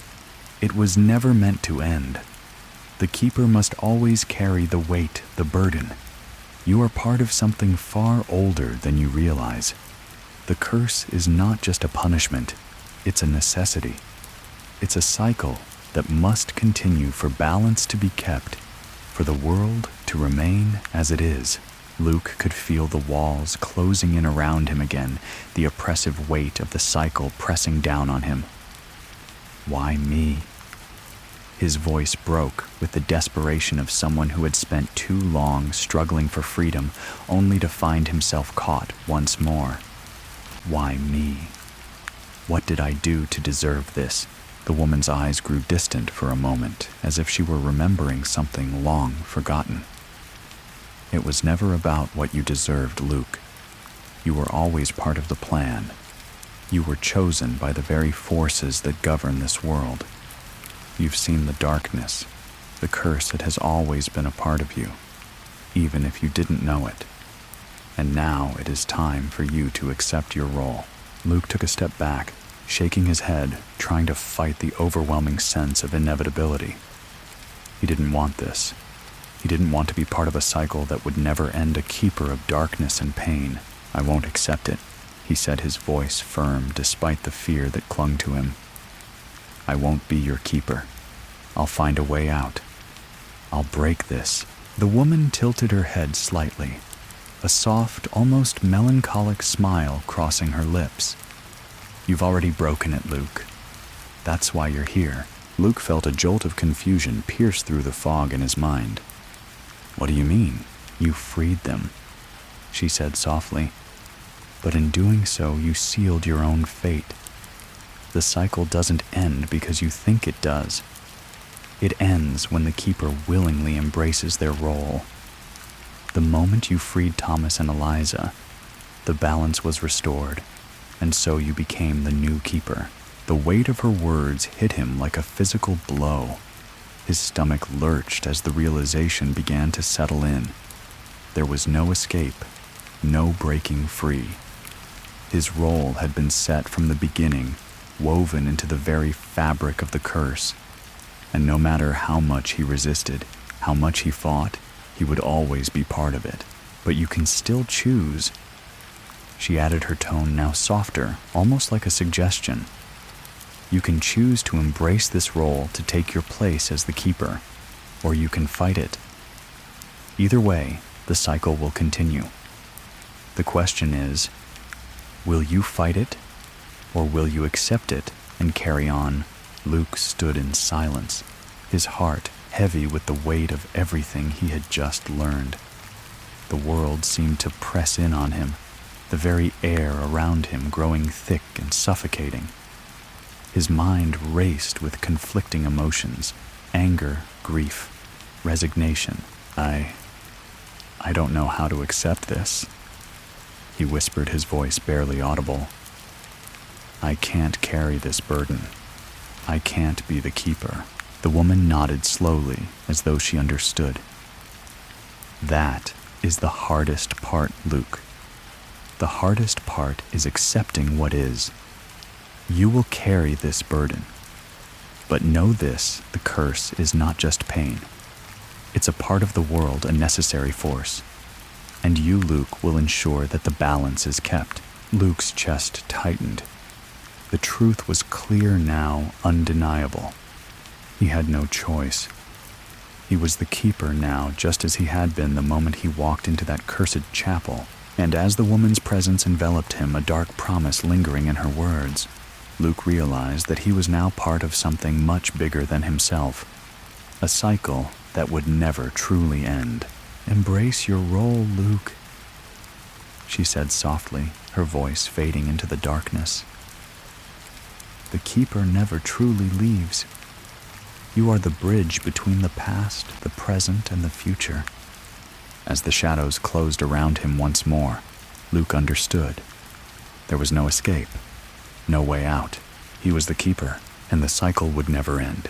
Luke's body trembled with an unfamiliar heaviness as the woman's presence faded into the shadows, leaving him standing alone in the middle of the twisted landscape. The air around him felt thicker now, almost suffocating, as though it were pressing in on him from all sides. He closed his eyes, trying to calm his racing heart, but the words that had been etched into his mind still echoed, reverberating in the hollow spaces of his thoughts. He was the keeper now. He had always been the keeper, And now the weight of that truth was a burden he could never escape. There was no freedom, no release. The cycle would continue, and he would be part of it, bound to it forever. A quiet laugh, bitter and full of sorrow, escaped his lips. The dreams of escape, of peace, of moving forward, those were mere illusions. The curse was not something he could fight. It was woven into the very fabric of his existence. The cycle was endless, and he was its reluctant participant. But as he stood there in the midst of the twisted landscape, a realization began to form. Perhaps it wasn't the curse itself that had to be broken. Perhaps it was the acceptance of his role, the acknowledgement that the cycle was not something to fight, but something to understand, to control. The thought brought him little comfort, but it was all he had. The air was still thick with the tension of something ancient and powerful, something that had existed long before him, long before Eliza and Thomas, and would continue long after he was gone. Luke started walking again, moving slowly through the desolate land, his feet heavy with the weight of his new reality. The path ahead of him was unclear, but he had no other choice but to walk it. He had no destination, no understanding of where the road would lead him. The cycle had claimed him, and now he was bound to it, wandering through its endless corridors. As he walked, the landscape around him began to shift again like a dream, fading in and out of focus. The twisted trees seemed to melt into the fog, their shapes elongating and warping, casting strange, distorted shadows across the path. The air seemed to thicken with each step, becoming colder, colder still. Then, out of the corner of his eye, he saw something, a figure standing at the edge of the path, obscured by the mist. It was a woman, tall and slender, her features hidden in the shadows. Luke's heart skipped a beat, and his breath caught in his throat. He knew who it was before he even saw her face. "Eliza," he whispered, his voice trembling. The figure stepped closer, and Luke's breath caught in his throat. It was her Eliza, or what was left of her. Her eyes were hollow, empty, filled with the same sorrow and longing that had marked her existence before. And she was staring at him with a deep, aching intensity. "I thought I freed you," Luke whispered, stepping toward her, his feet heavy, reluctant. "I thought I ended it. Why are you still here?" Eliza's face remained expressionless, her gaze unwavering. Slowly, she reached out her fingers, brushing against his cheek with a coldness that made him shiver. The touch was gentle, almost comforting, yet there was a weight to it that filled the air with dread. "You freed me from the curse, Luke," she said softly, her voice distant, as if it were carried on a wind he couldn't feel. "But freedom comes at a cost. You've learned that now, haven't you?" Luke's throat tightened, and he stepped back, shaking his head. "No. I don't understand. I can't be part of this cycle. I can't." Eliza's gaze softened for a moment, a hint of sadness crossing her features. "You were never meant to be free, Luke. The keeper's role is eternal. The cycle requires balance, and you—" She paused, her eyes never leaving his. "You are the keeper now." Luke's heart thundered in his chest. He didn't want to accept this, didn't want to believe that he was truly part of something this dark, this endless. But the truth was undeniable, as heavy as the air around him. "I can't do this," he said, his voice breaking. "I can't carry this curse." Eliza stepped forward, her eyes meeting his with a depth of understanding. "You already are, Luke." Her voice was soft, filled with both sorrow and acceptance. "The cycle cannot end. It must continue. You will never be free of it. But that doesn't mean you can't find a way to live within it, to understand it, to control it." Her words stung, and Luke's chest felt tight with the weight of her gaze. He wanted to scream, to fight, but there was no fighting this. no escaping it. Eliza had been trapped in this endless cycle of waiting, and now he was the one who was bound by it. He closed his eyes, taking a deep breath, trying to steady himself. But the realization was crushing. He was trapped just as she had been, and now he understood the curse completely. The endless waiting, the endless cycle of suffering and release of freedom and imprisonment was not just a punishment. It was a part of the world's balance. And he, Luke, was the one who would maintain that balance. "I'm sorry," Eliza whispered, as if sensing his sorrow. "But this is the way it must be." Luke stood there in silence, feeling the weight of her words settle in the pit of his stomach. This was his fate now, whether he accepted it or not. There was no escaping it. The cycle would continue, and he would be the one to keep it moving forward. He would be the keeper. And as Eliza faded into the fog, Luke felt the pull of the cycle once more, a quiet understanding settling over him. There was no freedom, not for him, not for anyone. The cycle had claimed him, and now he was bound to it for eternity. Luke continued his journey through the desolate landscape, knowing that this was the path he would walk forever. The mist thickened. The shadows grew longer, but Luke didn't stop. He didn't know where he was going, but he knew that he had no choice but to keep moving forward. The world around him was a reflection of the cycle itself, endless, shifting, and haunting. And as he walked, he felt the weight of it all, the sorrow, the darkness, and the understanding that he would never be free. He was the keeper. And this was his story, one that would never end. Luke's footsteps echoed through the thick mist, each step reverberating in the stillness, as though even the world around him was holding its breath. The fog wrapped around him, obscuring everything beyond a few feet, making the path ahead seem both endless and claustrophobic at the same time. His mind raced, but the weight of the cycle kept him grounded, pulling him forward in a direction he no longer understood. The realization that he was now the keeper of the curse gnawed at him, hollowing out the last remnants of the hope he had clung to. Eliza had told him the truth. There was no escape from this, no final resolution. His role, his purpose was sealed. With each passing moment, his understanding of the curse deepened, and yet the fear of it only grew. The cycle would never end. He had broken it for others, but in doing so had unknowingly sealed his own fate.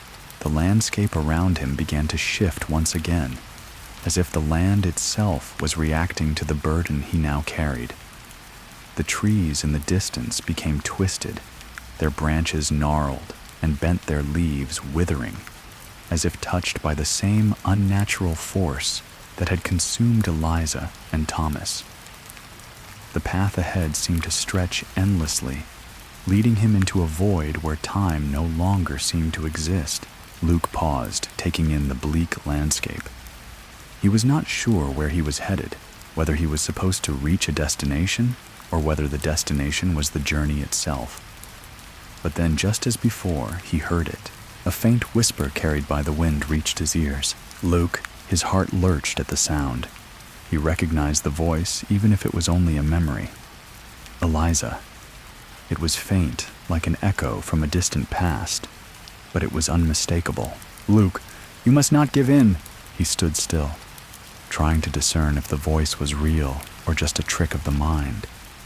The whisper was so faint that it could easily be dismissed as the wind, but there was something in it, a rawness, a sorrow that made his pulse quicken. The mist parted slightly, revealing a small clearing up ahead where a dim light flickered.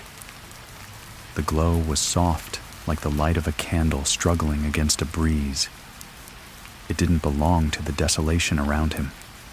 It beckoned him. Without thinking, Luke moved toward it, each step heavy, as if he were being drawn toward an inevitable conclusion. The closer he got, the more the weight of his burden settled on him, pressing against his chest, as though the very act of walking was a reminder of his role. The keeper, the cycle, the endless weight of it all. As he reached the clearing, he saw what had been casting the light. It was a small, weathered lantern hanging from a low-hanging branch of a twisted tree. Beneath the lantern sat a figure sitting cross-legged in the dirt, their face obscured by shadows. "Who's there?" Luke called, his voice shaking. He didn't expect an answer, but the figure stirred slowly, turning their head to face him. At first, Luke couldn't make out the face, but as the figure shifted into the light, the familiar features of Thomas became clear. Pale gaunt, his eyes hollow and dark.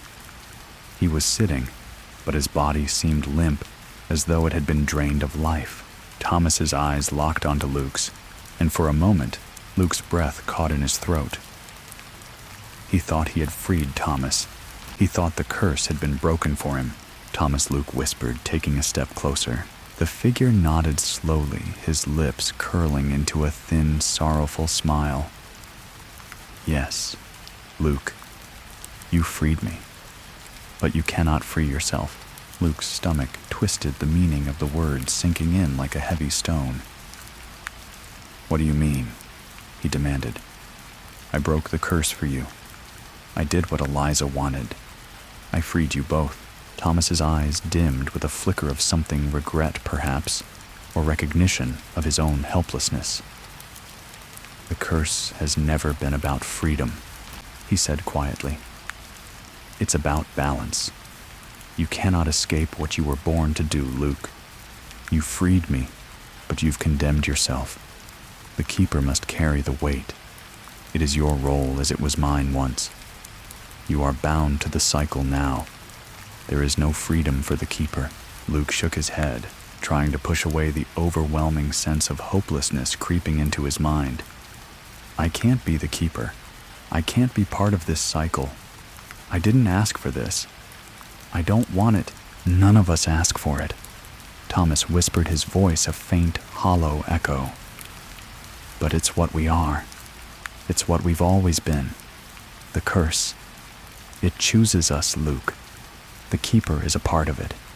You freed me, but in doing so, you sealed your fate. The cycle continues with you now. You'll find yourself here, again and again." Luke collapsed to his knees, overwhelmed by the weight of his realization.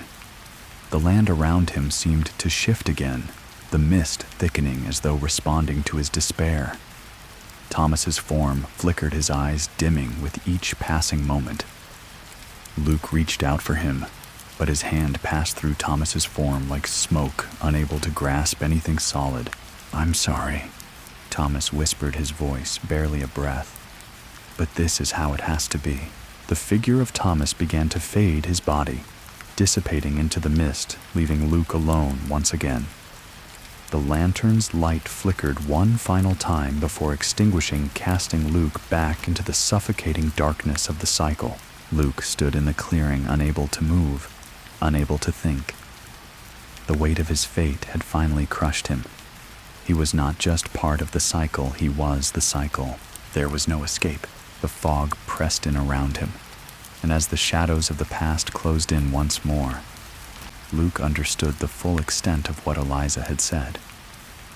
He was bound not just to Thomas and Eliza, but to the very forces that controlled the curse. He was the Keeper, and his role would never end. He had always been a part of the cycle, and now the cycle would continue with him. He sank to the ground, the full reality of his curse settling in like a heavy shroud, and in the distance, faint but undeniable, a whisper reached his ears. "The Keeper never leaves, the cycle never ends." The road ahead stretched endlessly before him, a never-ending path that would continue for eternity, and Luke the Keeper would walk it forever. Luke remained still, kneeling in the clearing, his heart a heavy drum in his chest, echoing the weight of everything he had come to realize.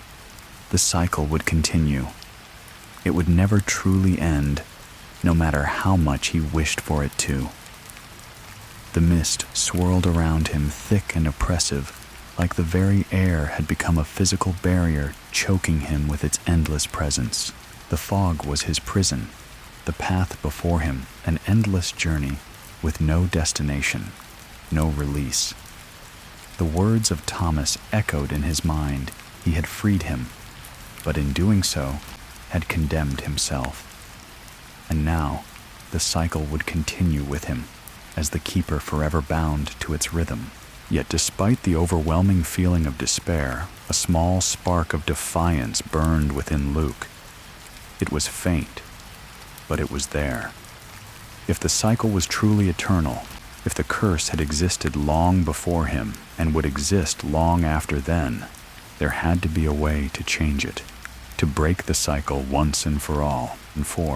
He stood up slowly, his legs trembling from the weight of his realization. The path ahead of him remained shrouded in mist, stretching far into the distance. But this time, it felt different. He had an understanding now. An understanding that the cycle was not just about him being a keeper. It was about balance, about a force far greater than him or anyone else. The cycle never ends.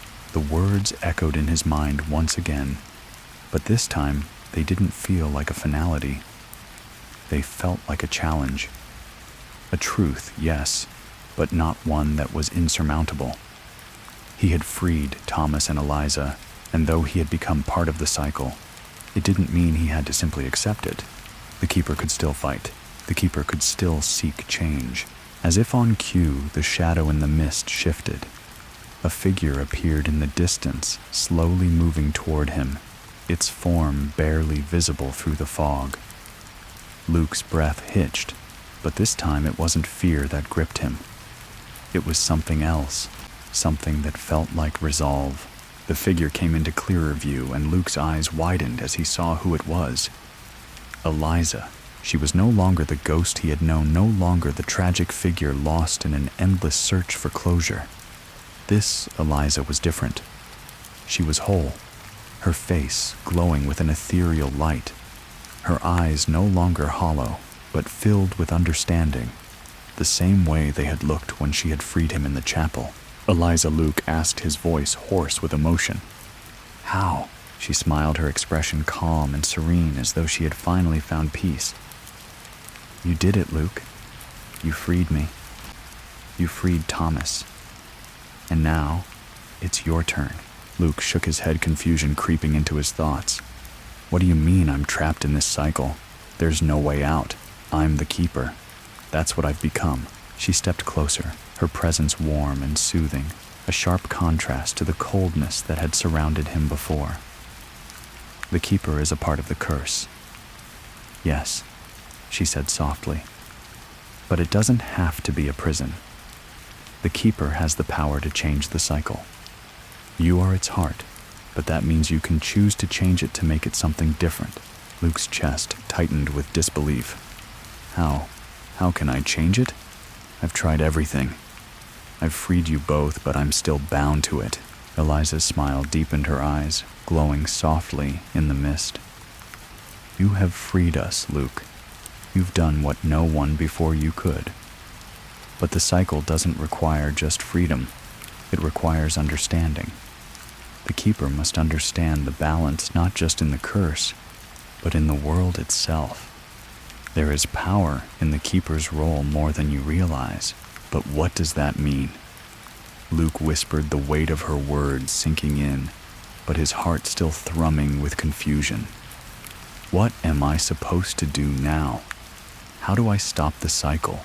Eliza's hand reached out, gently resting on his shoulder. "You don't stop it, Luke. You reshape it. You see, the cycle exists because balance must be maintained.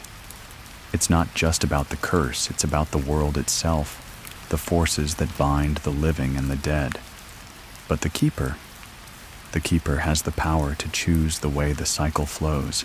Luke felt his chest constrict as the enormity of her words began to settle in. The keeper had the power to shape the cycle, to choose how it would unfold. He wasn't trapped in an eternal loop of suffering and duty. He could be the one to transform it. "You're the key." Luke, Eliza continued, her voice filled with quiet strength. "You can end the cycle, but not by destroying it. You can end it by giving it new purpose, by using the power you've inherited as the keeper to bring true balance to the world. You are not a prisoner. You are the one who can guide the future. Luke's heart pounded in his chest. It was an impossible task. It felt overwhelming, like he was being asked to hold the weight of the world on his shoulders. But beneath that feeling was something else, something he hadn't felt before hope. "Eliza!" His voice faltered. "How do I start? How do I change it? How do I bring balance?" Eliza smiled one last time, the glow around her brightening for just a moment. "The cycle may never end completely, Luke, but you can change it. You can turn the keeper's role into one of understanding, of compassion. You've already done the hardest part. Now you must live within the cycle, not as its prisoner, but as its master." With those final words, Eliza began to fade her form, dissolving back into the mist, leaving Luke standing alone once more. But this time, he wasn't consumed by the darkness. He stood in the fog, with the weight of the curse lifted just enough for him to see the possibility of change. The path was still uncertain, but now it felt like a road he could walk with purpose. The cycle had chosen him, but now he would choose how it unfolded. Luke took a deep breath, his heart steadying. The journey ahead was still long, still fraught with uncertainty, but for the first time he felt like he had a choice in how it would end. He stepped forward, his eyes fixed on the path ahead. The cycle wasn't over yet, but this time Luke was the one who would shape it. The mist swirled around Luke, its dense, suffocating presence filling every corner of his vision. He was no longer sure how long he had been walking. Time had become a blur, slipping away like the very fog that wrapped itself around him. His heart thudded in his chest with every step, heavy with the weight of his fate. The landscape seemed to stretch endlessly before him, an empty, desolate wasteland with no real direction, no clear end in sight. But there was something strange, something nagging at him, telling him that this was not an endless cycle. There was something more. Luke's footsteps faltered as a faint glimmer of light appeared ahead, cutting through the fog. At first, he thought it was just an illusion, another mirage, a fleeting trick of the mind. But as he drew closer, the light became more distinct, and with it, a sense of purpose. He walked faster, his breath quickening, unsure of what he was about to find, but driven by the promise of something better. As he neared the source of the light, the fog seemed to thin, allowing him to see more clearly. In the distance, a figure stood beneath a tall tree, the light emanating from them like a beacon in the darkness. They were facing away from him, but Luke could feel their presence, their power, their strength. His pulse quickened, a mix of curiosity and fear flooding him. Was this another ghost? Another trick of the curse? Or was it something or someone different? The figure turned slowly, and Luke felt his breath catch in his throat as the face of the person before him became clear. It was Eliza. But not the Eliza he had known. This Eliza was different.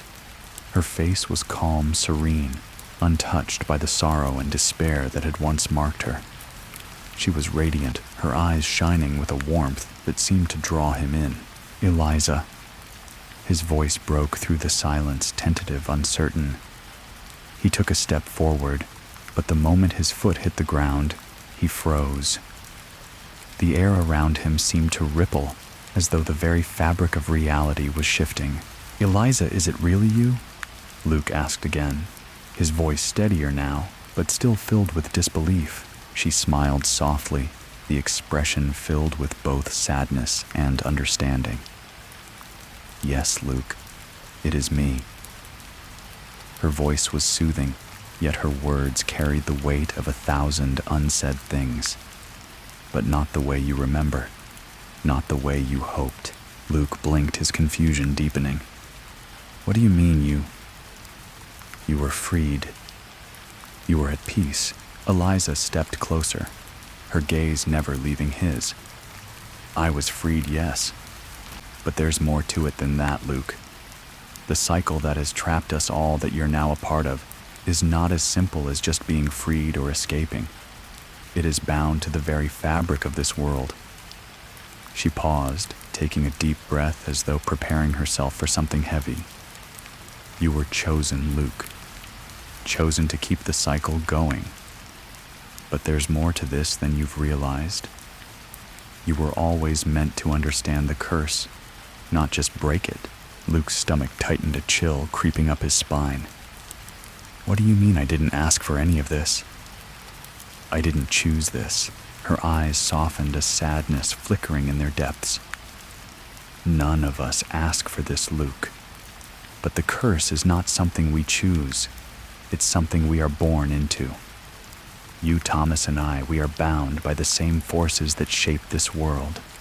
We are all part of the cycle, and now it's your turn to be the keeper. The words hit Luke like a physical blow, knocking the breath out of him. The keeper.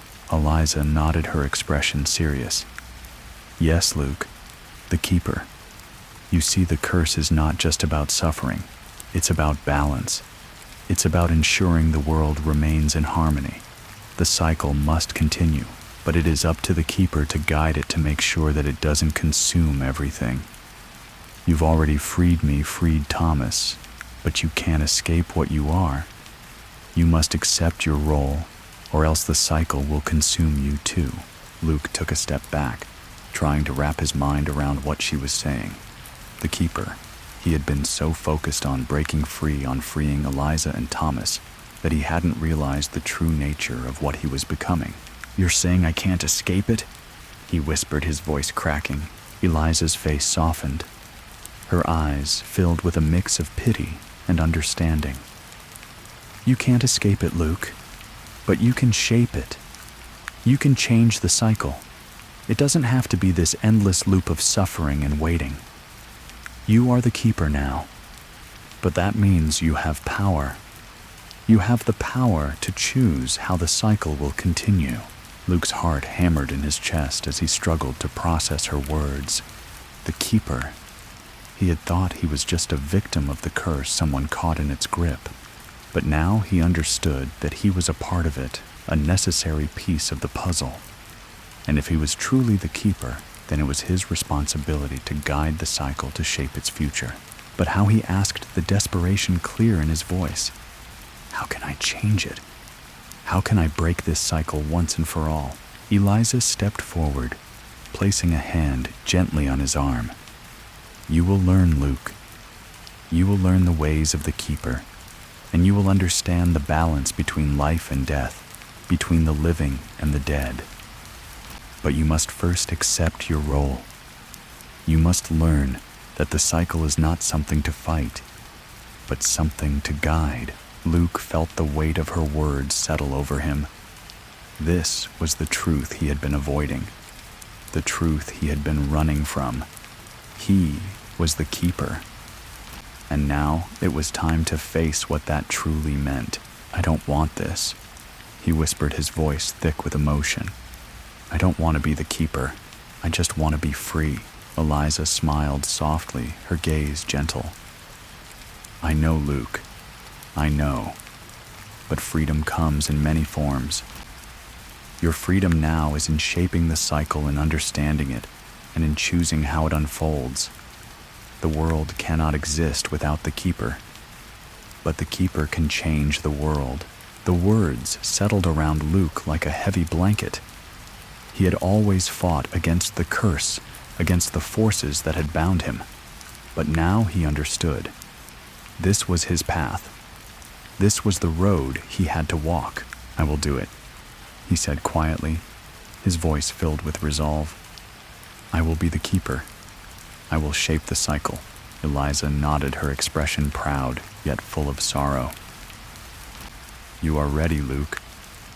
The road ahead will be difficult, but you are ready.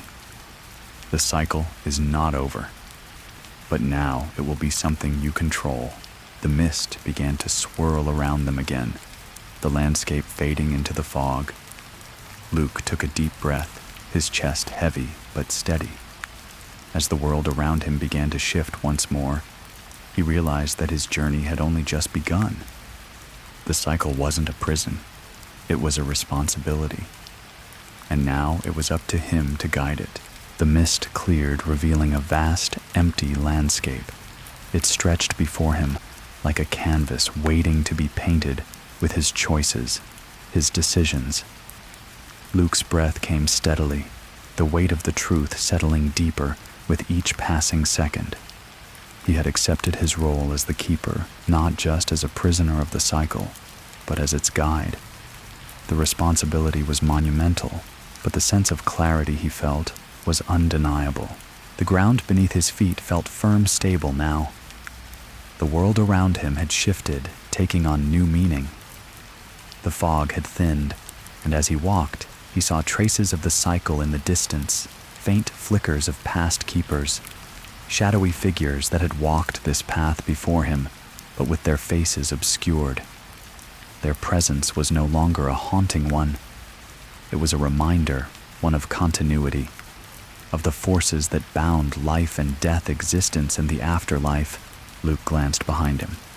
There was nothing but the path he had walked, stretching far behind into the mist, receding as he moved forward. There was no turning back now. He was not just walking toward his future, he was walking within it, shaping it with each step. His role as keeper was no longer a punishment, it was his purpose. The curse had never been something to escape, but something to understand. Ahead, the landscape began to change. It was as if the world was shifting with him, responding to his presence, to the new power he had unlocked. The trees that surrounded him grew more vibrant, their leaves swaying in a harmonious rhythm, no longer twisted, but strong. The air felt lighter, the colors of the sky brighter, as if the very essence of life itself had been renewed. In the distance, Luke could see a shape emerging from the horizon, something familiar, yet still foreign. His heart quickened, recognizing the silhouette of a figure standing beneath a tree at the edge of the field. It was a woman, her back turned toward him. She was draped in a flowing, dark cloak, her face hidden by the hood. Despite the distance, Luke could feel her presence strong and powerful. As he moved closer, the figure turned toward him. His pulse quickened. "Eliza," he called, his voice betraying a mix of hope and disbelief. The woman stepped forward, her movements graceful and serene. And when she pulled back her hood, Luke's heart skipped a beat. It was her. The woman who had once been bound by sorrow and the curse. But now, there was no emptiness in her eyes. There was clarity. "Eliza, how are you here?" Luke's voice faltered, still unable to grasp the truth of what he was seeing. Eliza smiled, the expression soft but filled with understanding. She stepped closer, her presence calming, as though she had always been meant to walk this path beside him. "You've changed the cycle, Luke," she said softly, her voice a comforting melody in the now peaceful world around them. "You've broken the endless loop. The role of the keeper was never meant to be one of suffering. It was always meant to bring balance, to guide the flow of life and death. And now the curse no longer holds us." Luke shook his head, his thoughts swirling. "But I thought I was meant to keep it going forever, that I would never escape it." Eliza's eyes held a deep, unspoken wisdom. She reached out and placed her hand on his shoulder, grounding him in this moment. "You were never meant to carry this burden without understanding, Luke. The cycle is not a prison, it's a path, one that must be walked with purpose. You have broken the chains that bound us, and now you can change the course of the future." Luke felt a warmth spread through him, the weight in his chest lightening for the first time since he had been pulled into the curse. His fear began to dissipate, replaced by a deep sense of purpose. There was no more uncertainty. There was no more dread. He was no longer a victim of fate. He was the keeper, yes, but a keeper with the power to guide, to reshape. Eliza, he whispered, a tear slipping from his eye. I'm sorry. I didn't understand before. I didn't realize what I could do. Eliza's smile widened, her hand still resting on his shoulder. There's nothing to be sorry for, Luke. You were meant to find this understanding. It is what makes you the keeper. You have the ability to shape the cycle, to give it meaning beyond what it once was. But now it's time for you to live with that power. It's time for you to walk this path as its master, not its prisoner. Luke stood there, her words settling deep within him. The fog had fully lifted the sky bright and clear. The weight of the curse was still there, but it had changed. It was no longer something that dragged him down. It was something he could shape, something he could transform. He nodded slowly, his heart steadying. I understand now. I will shape the cycle. I will make sure it doesn't consume anyone else. You will. Eliza agreed, her voice filled with certainty. And you will find peace, Luke. The cycle is not a chain. It is a force that can be guided. You are the one who will shape its future. And as the sunlight broke through the mist, bathing the landscape in golden light, Luke felt a profound sense of clarity wash over him. He wasn't just a keeper. He was the one who could change the world. The landscape around him shifted again, this time with purpose. The trees, the earth, the very air, everything seemed to respond to the new reality he had created. The cycle would continue, but it would no longer be a prison. It would be a force for balance, for peace. Luke stood tall, his heart calm, his mind steady. He had done it. He had accepted his role, understood it, and now he would walk the path that lay ahead, one step at a time, guiding the cycle into a new era. Eliza, he whispered again, this time with a smile. Thank you. She nodded, her expression filled with quiet pride. Now, Luke, you will walk your path with purpose, and the world will be better for it. And with that, the fog cleared completely, revealing a new horizon, one that Luke could now shape, not as a keeper of curses, but as a keeper of balance, a guide for the future. He took a deep breath, ready to face whatever lay ahead. The cycle was his to guide now. With Eliza's presence slowly fading into the light, Luke knew that his path was just beginning. The horizon before him stretched wide, a world of endless possibility. The past, the curse, the endless cycle, they were now behind him. But their lessons remained woven into the very core of his being. For the first time since he had been pulled into the curse, he felt free, not from the cycle, but within it. His role as keeper had not trapped him. It had given him the power to reshape the forces that governed life and death, that governed the world itself. As he began walking forward, a strange calm settled over him. The world around him was still, but it was no longer empty. It was full of potential, full of life. His footsteps echoed softly in the silence, but they didn't feel heavy anymore. They felt light, purposeful. In the distance, he could see new figures emerging from the mist, people who had come before him, people who had once been lost to the cycle. They were no longer figures of despair or sorrow. They were peaceful, their faces filled with understanding and acceptance. They nodded at him as he walked, their gazes full of respect. The cycle had not ended, but it had changed. It had evolved, and Luke was the one who would ensure that it never consumed anyone again.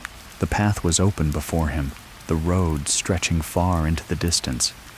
He could see the world beginning to shift around him, the earth turning under his feet, the trees growing strong, the sky turning bright.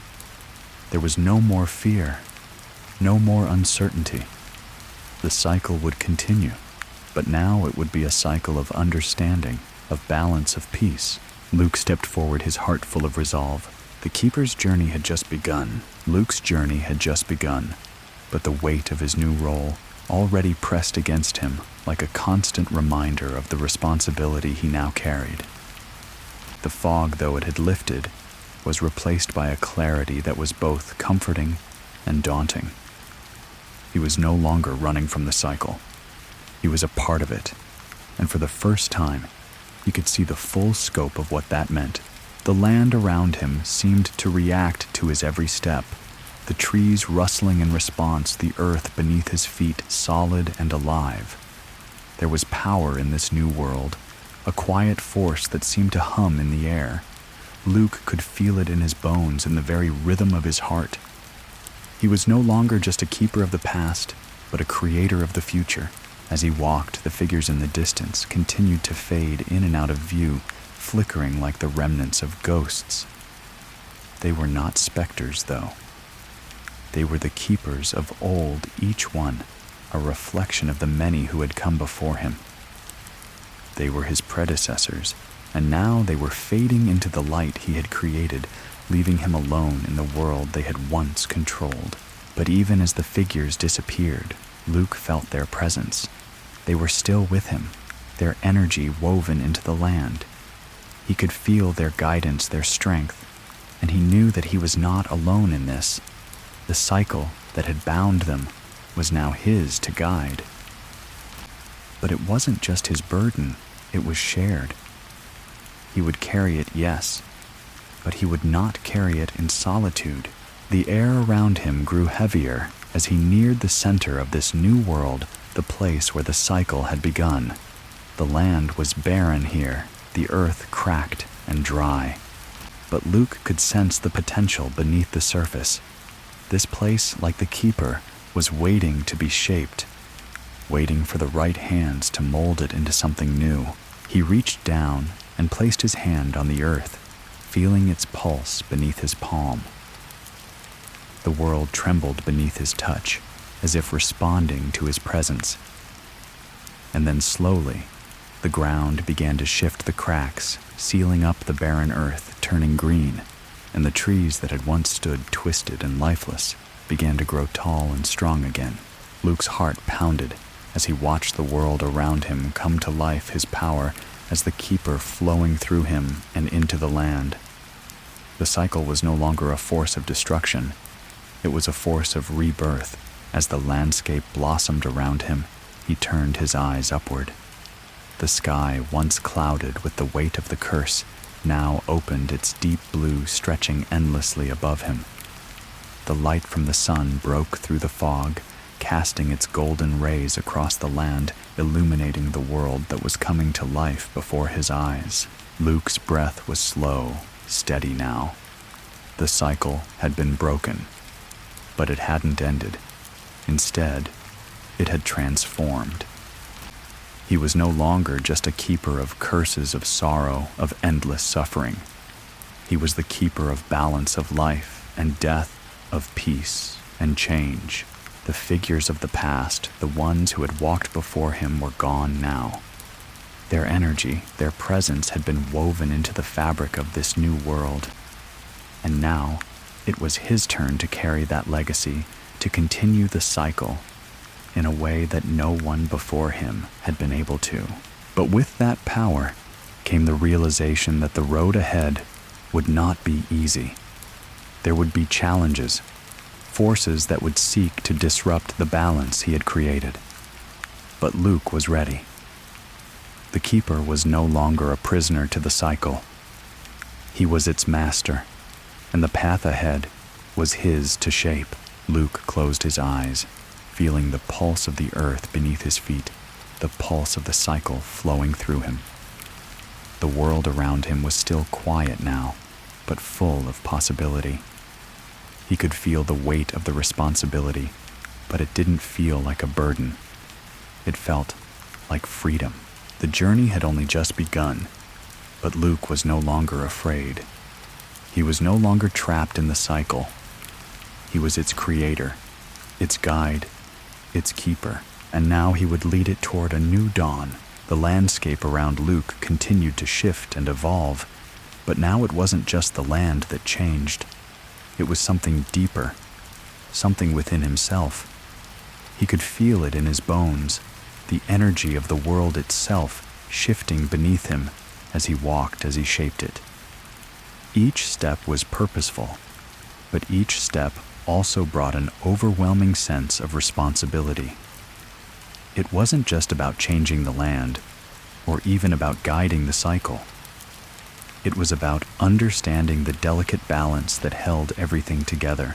Luke paused at the edge of a newly formed river, the water flowing freely through the once barren ground. The river was clear and calm, its surface reflecting the sky above. He knelt beside it, watching the water flow, listening to the gentle lapping of the current against the banks. The river was not just a physical thing, it was a symbol of the cycle itself. It represented life movement change, but it also represented the stillness that came after the turmoil, the calm after the storm. He reached into the water, letting his fingers trail across the surface. For a moment, he thought he saw something, a flash of light beneath the surface, a ripple that seemed to be more than just the current. But when he looked again, it was gone. A sudden gust of wind stirred the trees around him, and the world seemed to come alive in a way it hadn't before. He stood and turned, feeling the pull of something, a force that seemed to beckon him forward. He knew without a doubt that it was time to continue his journey. The land was ready, the cycle was shifting, and it was time for him to take the next step. As he walked, the world around him continued to transform. The trees grew taller, their branches reaching up toward the sky, their leaves shimmering in the soft light of the newly risen sun. Flowers bloomed along the path, their colors vibrant and alive. The earth beneath his feet felt warm and fertile, full of life. The air smelled sweet, carrying the scent of new beginnings, of a world being reborn. But even as he marveled at the beauty of the world around him, there was a part of him that couldn't shake the weight of what lay ahead. The cycle was not over. It never would be. The keeper's role was not to end the cycle. It was to guide it, to ensure that it continued in balance, in harmony. But balance was fragile. Harmony was fleeting. And there were forces, both seen and unseen, that would always seek to disrupt it. Luke couldn't ignore the darkness that still lingered on the edge of the world. It was a shadow that followed him, ever present, lurking just out of reach. The balance was delicate, and he knew that at any moment the forces that had once trapped him in the cycle could return, threatening to undo everything he had worked for. But for now, the land was peaceful. The river continued to flow, the trees continued to grow, and the air was filled with the sweet fragrance of life. For the first time since he had been pulled into this world, Luke felt a sense of peace. It wasn't the kind of peace that came from escape. It was the kind of peace that came from acceptance. He had accepted his role as the keeper, and in doing so, he had unlocked the power to change the cycle, to shape it into something new. As he continued walking, his thoughts turned to the past, the curse, the endless cycle, the ghosts of Thomas and Eliza. He had freed them, yes, but he had also taken on their legacy. The role of the keeper had always been one of suffering, but now it was a role of purpose. He would no longer be a prisoner of the cycle. He would be its guide. The path before him was long, and there were still challenges to face, but Luke was ready. He was no longer afraid of the forces that had once threatened to consume him. He had found his strength. He had found his purpose. And now he would walk forward, not as a keeper of curses, but as a keeper of balance. The cycle would continue, but it would be a cycle of life, of growth, of change. Luke smiled to himself as he walked, the weight of the world no longer pressing down on him. He was the keeper, yes, but he was also something more. He was the one who would guide the cycle into a new dawn. Luke's footsteps were sure now, his heart steady, as the landscape around him continued to transform. He had accepted his role, but now he was beginning to understand the depths of what it meant to truly shape the cycle. The land was alive, vibrant with the energy of the new world he was creating. But that energy was fragile. It needed care, attention, and the right balance to thrive. As he moved through the newly blossomed forest, Luke realized that his power as the keeper wasn't just about creating life. It was about maintaining that life. He had seen the destruction the curse had wrought, the pain, the loss, the endless cycle of suffering. But he also saw the potential for something new, something better. He walked deeper into the forest, the trees growing taller around him, their branches now reaching toward the sky. Birds perched on the branches, singing songs of joy, their bright feathers shining in the sunlight. Flowers bloomed at his feet, their colors vibrant and alive. The world was changing, becoming something more than it had ever been before. And yet, even in this beauty, there was still a sense of something lurking beneath the surface, a darkness that had always been a part of the cycle. The balance was delicate, and Luke knew that it was his responsibility to keep it. He could feel the weight of it in every breath, every step he took. The land was alive, yes, but it was also fragile. The cycle was not over, not yet. It had only begun its transformation, and there would be challenges ahead. Luke paused at the edge of a clearing, his eyes scanning the horizon. There in the distance, he saw something that made his heart skip a beat, a figure standing on a hill watching him. It was a figure he had seen before, but never in this way. It was Thomas, but this Thomas was different. He was not the broken, tortured soul that Luke had once known. This Thomas stood tall, his face serene, his eyes filled with understanding. He was no longer trapped in the cycle. He had been freed, just as Eliza had been. But now he was something more. He was part of the balance part of the new world Luke was creating. Luke took a step forward, his pulse quickening. "Thomas," he called, his voice hesitant. Thomas turned toward him, his face softening into a smile. "You've done it, Luke. You've created something new." Luke's heart swelled with emotion. "I didn't do it alone. Eliza, she helped me. She showed me the way." Thomas nodded. "She did. And now you are the keeper of balance. The cycle will continue, but not in the same way. It will be a cycle of life, of growth, of change." Luke smiled, feeling a sense of peace settle over him. This was what he had been working toward. This was the future he had hoped for, the future he had fought for. He stepped into the clearing, standing beside Thomas, and together they gazed out at the world they had created. The trees swayed gently in the breeze, the flowers bloomed at their feet, and the air was filled with the sound of birdsong. The cycle was not over. It had only just begun. But now it was a cycle of life, not death. A cycle that Luke could shape, guide, and protect. He was no longer a prisoner of the curse.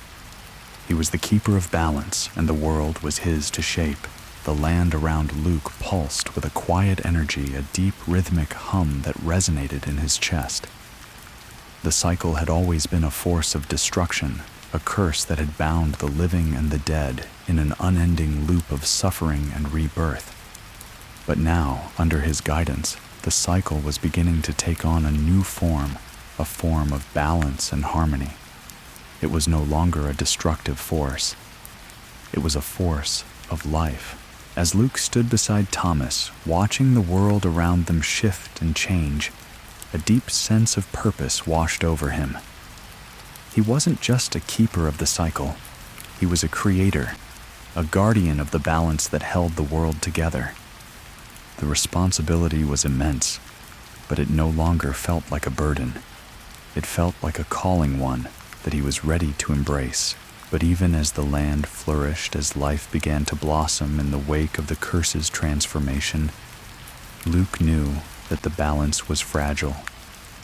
The forces that had once sought to destroy everything were still there, lurking in the shadows, waiting for an opportunity to disrupt what he had created.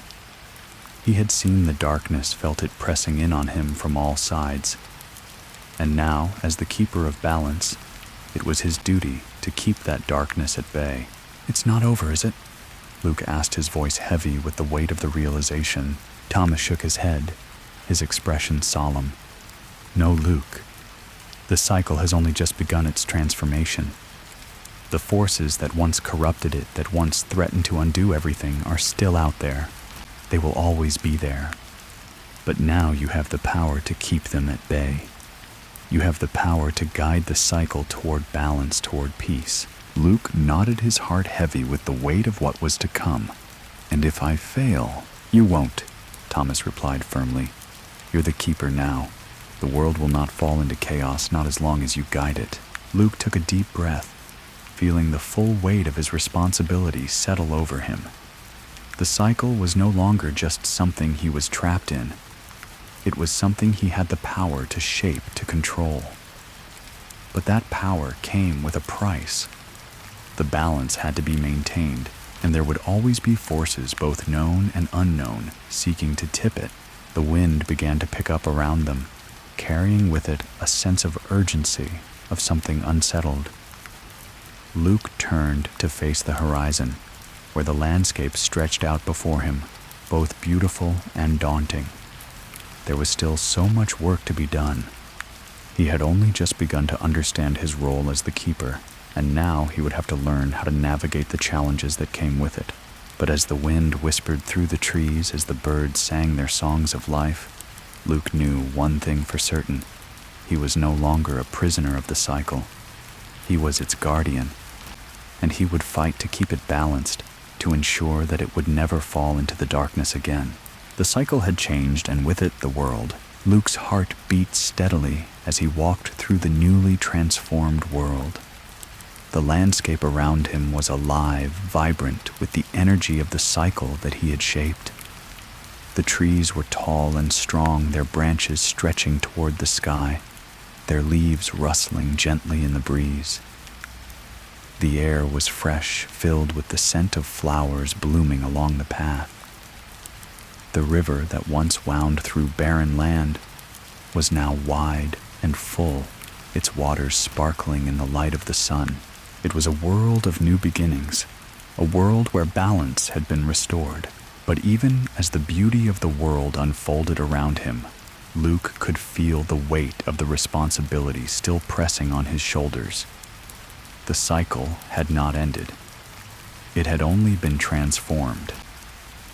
And now, it was his duty to maintain that transformation, to protect the world from the forces that would seek to destroy it. He had seen the darkness, felt its pull. It was an inescapable part of the cycle, but now he had the power to keep it at bay. As Luke walked, he noticed a figure in the distance standing beneath a large oak tree. The figure was still as though waiting for him. Luke's heart skipped a beat as he recognized the shape, the stance. It was Eliza. Her presence was like a beacon of calm in the world around him. She was standing tall, her eyes focused on the horizon, her expression serene. She didn't look back when he approached, but Luke could feel her awareness, as though she knew he was coming, as though she had been waiting for him. "Eliza," he said softly, his voice filled with both reverence and uncertainty. She turned to face him, a smile playing at the corners of her lips. "You've done it, Luke. You've reshaped the cycle." Luke nodded, his chest swelling with a mixture of pride and doubt. "But it's not over. There's still so much to do." Eliza's gaze softened, a deep understanding in her eyes. "Yes, the cycle will never truly end. But it is no longer a force of destruction. It is a force of balance of life. And you, Luke, are the one who will ensure that balance is maintained." Luke stepped closer to her, feeling the weight of her words. She was right. The cycle would always be a part of him, a part of the world. But now, it was a part that he controlled. It was his to guide, to shape, to protect. Eliza, he began, his voice faltering for a moment. I didn't choose this. I never asked for it. She placed a hand on his shoulder, her touch warm and grounding. None of us do, Luke. But the keeper's role is not to choose the cycle. It is to understand it, to guide it. And now, you are the one who will walk this path. You are the one who will lead the cycle into the future. Luke swallowed the weight of her words sinking in. He had never wanted this responsibility, but now that he had accepted it, he understood that it was his duty to carry it. The cycle was not just a curse, it was a force that needed a keeper. And now, he was that keeper. I'll do it, he said, his voice steady. I'll carry the cycle. I'll keep it balanced. Eliza smiled at him, her eyes filled with pride. I know you will, Luke. She turned toward the horizon, her gaze distant, as if she could see something far beyond the world before them. And you'll never be alone. The cycle may never end, but you won't walk it by yourself. Luke turned to follow her gaze, and for the first time, he felt a true sense of peace. The world before him was a vast expanse, a journey he had only just begun. But now he knew that he was ready. He had the strength to carry the burden, to shape the cycle into something new, and with Eliza by his side and the world at his feet, he knew that he could guide it into a future filled with life balance and hope. The sun hung low in the sky, casting a warm, golden light across the world Luke had shaped. The horizon stretched far before him, endless and full of possibility. As he walked beside Eliza, he felt a deep sense of connection, not only to her, but to the world itself. This was no longer just a landscape that had been touched by a curse. It was a living, breathing testament to what had been achieved. The air was fresh, the earth rich and fertile beneath his feet. The trees stood tall, their leaves rustling in the breeze, like the gentle sigh of the land itself. Birds flew overhead, their wings cutting through the air in perfect harmony. And yet, despite the beauty around him, Luke could feel the weight of what still lay ahead. The path he had chosen, the journey he had started, was one that would require not just strength, but wisdom, compassion, and understanding. The cycle was not something that could be ignored or forgotten. Even though it had been transformed, it was still part of the world. And now, as its keeper, Luke understood that his role was not just to protect the balance, but to ensure that the forces of life and death, of light and dark, were in harmony. He looked to Eliza, who walked beside him, her presence a quiet anchor in the swirling winds of his thoughts. She had been there from the beginning, helping him find his way, showing him that the cycle was not a prison, but a force to be understood and guided. And now, with her by his side, he knew that he was ready for the challenges that lay ahead. Eliza, Luke said quietly, his voice breaking the comfortable silence between them. You've always known, haven't you? You knew what the keeper's role truly meant. Eliza glanced at him, her eyes soft and knowing. Yes, Luke, I knew. And I knew that one day you would come to understand it too. Luke's mind wandered back to the time when he had first met her, when she had been a ghost, a shadow of the woman who had once lived trapped in the curse that had bound them all. He had thought of her as a prisoner, just as he had thought of himself. But now he understood that the curse was not something to escape. It was something to be understood, to be guided, to be reshaped into something that could protect the balance of the world. But it's not easy. Luke continued, his voice heavy with thought. Even with the power to shape the cycle, I can feel the darkness still lurking in the corners. The forces that once sought to destroy it to throw everything out of balance are still there waiting. How can I keep them at bay? Eliza's gaze shifted to the horizon, and for a moment her expression grew distant, as though she were seeing something far beyond the land before them. The darkness will always exist, Luke. It is a part of the cycle, but it does not have to be a force of destruction. You will learn to understand it, to keep it in balance with the light. The keeper's role is not to eliminate the darkness. It is to ensure that it does not consume everything, and that Luke is a responsibility only the keeper can bear. Luke absorbed her words, letting them sink deep into his heart. The darkness, the forces that sought to undo the balance, were not enemies to be defeated.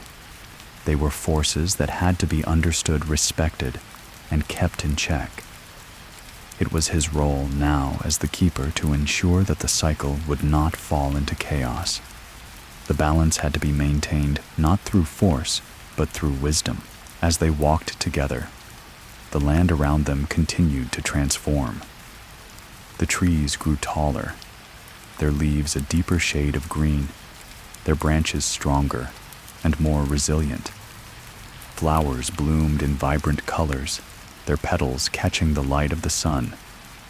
The river, once a trickle, was now a wide, flowing current, its waters clear and pure. Life was thriving, and the cycle was no longer a force of destruction. It was a force of renewal, but Luke knew that even with the beauty around him, there would be challenges ahead. There would always be forces that would seek to disrupt the balance. There would always be darkness. But as the keeper, he was no longer afraid of it. He had the power to guide it, to shape it, to ensure that it would never overwhelm the world again. He stopped at the edge of a small clearing, the sun's rays breaking through the trees and casting a warm glow on the ground. He knelt and placed his hand on the earth, feeling the pulse of life beneath his fingers. The energy was steady calm, but Luke knew that it was fragile. Life was delicate. Balance was fragile, and it was his duty to protect it.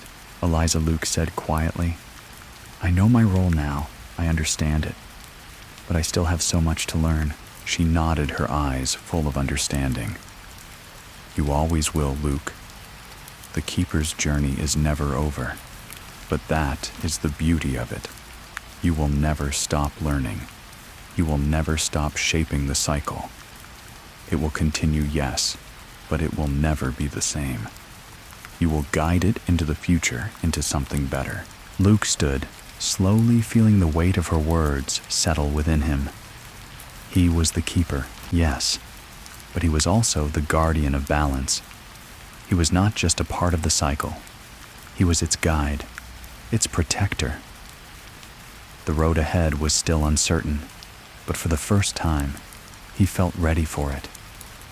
He was no longer a prisoner to the cycle. He was its master, and he would shape it with wisdom, with compassion, with the understanding that darkness and light must coexist in harmony. With Eliza beside him, Luke knew that the world was in good hands. The cycle would continue, but it would continue with a purpose. It would continue in balance. And for the first time, Luke felt a deep sense of peace settle over him. Days turned into weeks as Luke continued to walk the path of the keeper, his footsteps echoing through the transformed world. The land around him continued to flourish each new day, bringing with it the promise of life, of change. He could feel the pulse of the world in every breath he took, every step he made. The power to shape the cycle was his, but it was a power he did not take lightly. With each decision, with each shift in the cycle, he knew he was crafting the future. Eliza remained by his side, a constant reminder of the lessons he had learned and the journey he had taken. Together, they traveled through the lush forests, the blossoming fields, the serene rivers that now flowed freely through the land. But even as the beauty of the world unfolded around them, Luke knew that their journey was far from over. There would always be challenges. There would always be forces that sought to disrupt the balance.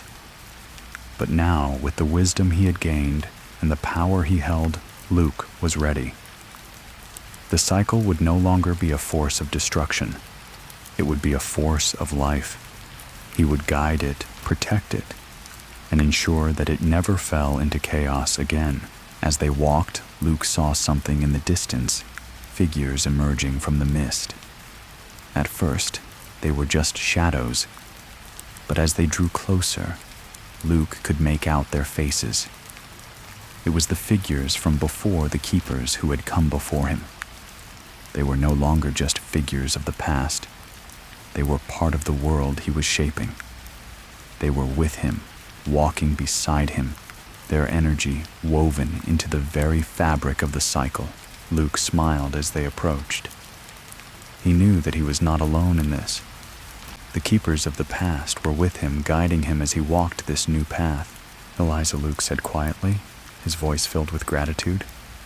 We've come so far, but I know the journey is just beginning. She smiled back at him, her eyes filled with pride.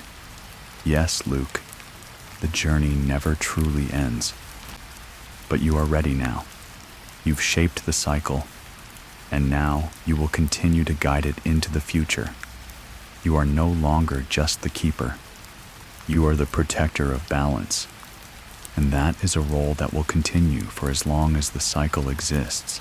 With those words, Luke felt a deep sense of peace settle within him. The cycle was no longer something to fear, something to fight against. It was something he had the power to shape.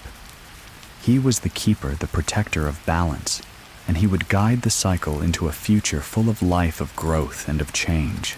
The journey was far from over, but for the first time Luke knew that he was exactly where he was meant to be. The world around Luke was alive in ways he hadn't fully realized until now. The rhythm of the land, the pulse of the earth beneath his feet was no longer just a backdrop to his existence.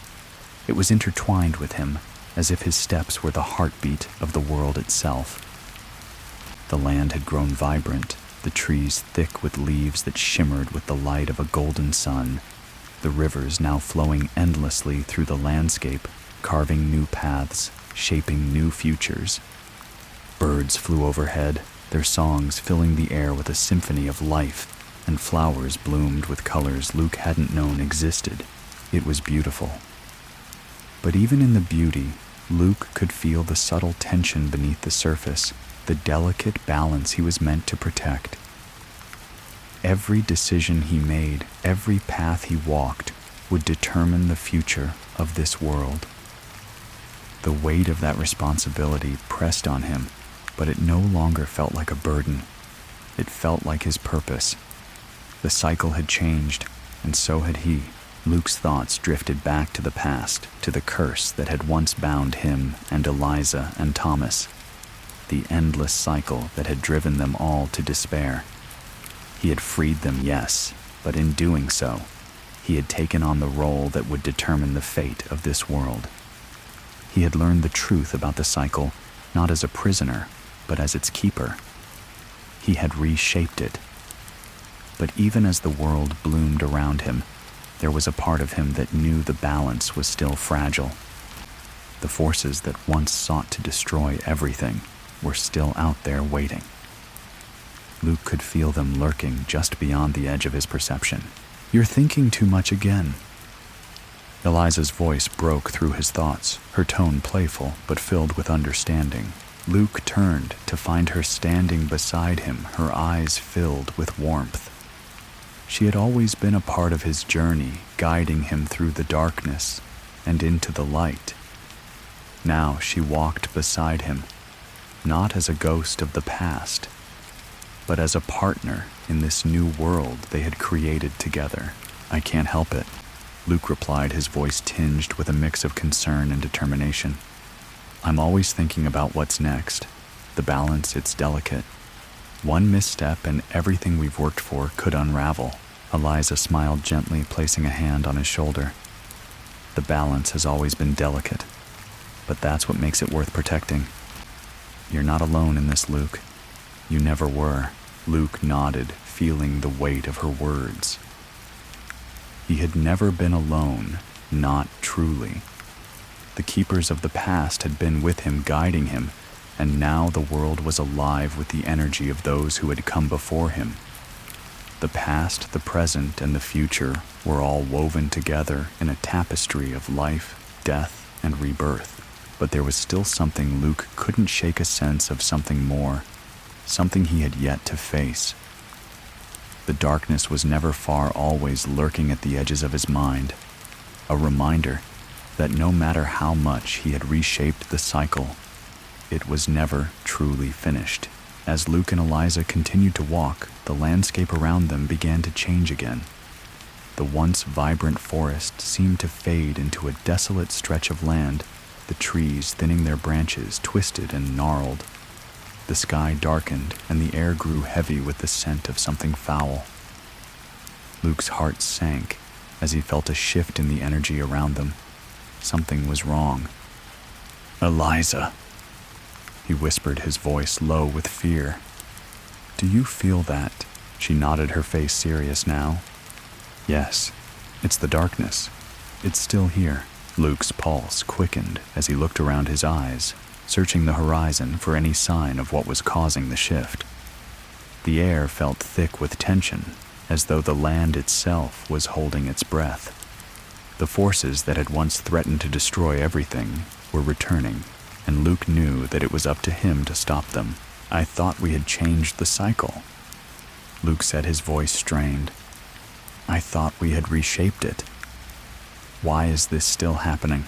Eliza placed a hand on his arm, her gaze unwavering. "The cycle is not just about creation. It's about balance. The darkness is part of that balance, Luke. It was never meant to be eliminated. It's meant to be understood, controlled." Luke swallowed, trying to steady his breath. "But how do we control it?" Eliza's eyes darkened slightly, her expression serious. "You've already begun to shape the cycle, Luke. But there's one thing you must understand. The darkness will always exist. It cannot be destroyed, but it can be guided. It can be controlled so that it does not consume the light." Luke nodded slowly, the weight of her words sinking in. He had understood the cycle in its simplest form: life, death, and rebirth.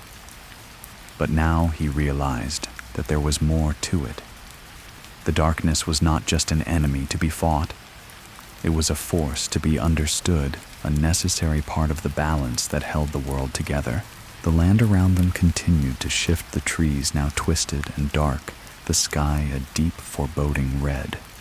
The world was being tested, and Luke knew that it was his responsibility to guide it, to keep it from falling into chaos. He stood tall, feeling the pulse of the world beneath his feet. The darkness was here, but it would not consume him. It would not consume the world. He was the keeper now, and it was his duty to protect the balance. "Eliza," he said, his voice steady with newfound resolve, "we'll guide it together." She smiled at him, her expression full of pride.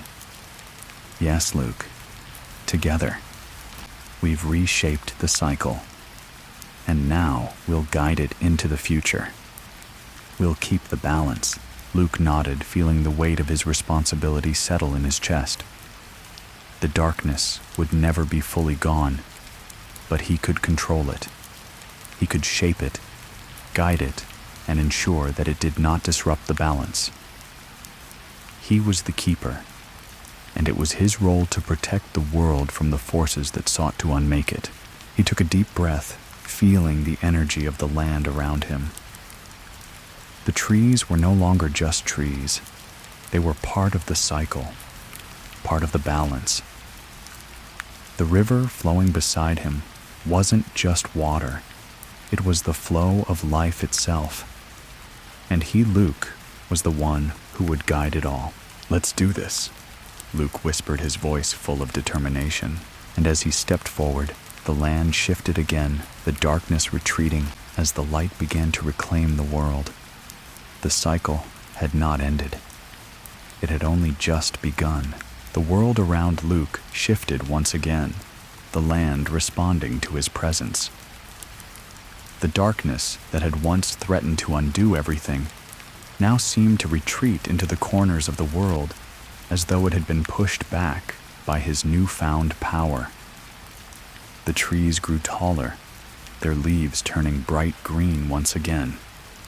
The sky above lightened the red hue, fading to a soft blue, the sun casting its warm golden rays across the land.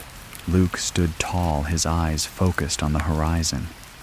The cycle was still there, still part of the world, but now he understood it. He could guide it. He could shape it. The darkness would never be fully eliminated, but it would no longer control the cycle. He was its keeper, its guide, and it was his responsibility to ensure that balance was maintained. Eliza stood beside him, her presence steady and comforting. Together, they had reshaped the cycle, transforming it from a force of destruction into a force of life, a force of growth. The path ahead was uncertain, but Luke knew that he was ready for it. The world was his to protect, and he would do whatever it took to keep the balance. "We've done it," Luke said softly, his voice full of awe. Eliza smiled, her eyes shining with pride. "Yes, Luke, we've done it. The cycle will continue, but it will be different. It will be what you make it." Luke nodded, a deep sense of peace settling over him. The journey had been long and it was far from over, but for the first time, he felt that he was truly in control. The darkness was no longer a force that threatened to consume everything. It was something he could guide, something he could control. The world was no longer a place of endless suffering. It was a place of balance, of life, of growth. The cycle would continue, but it would continue on his terms. And for the first time, Luke knew that he was the one who would shape its future.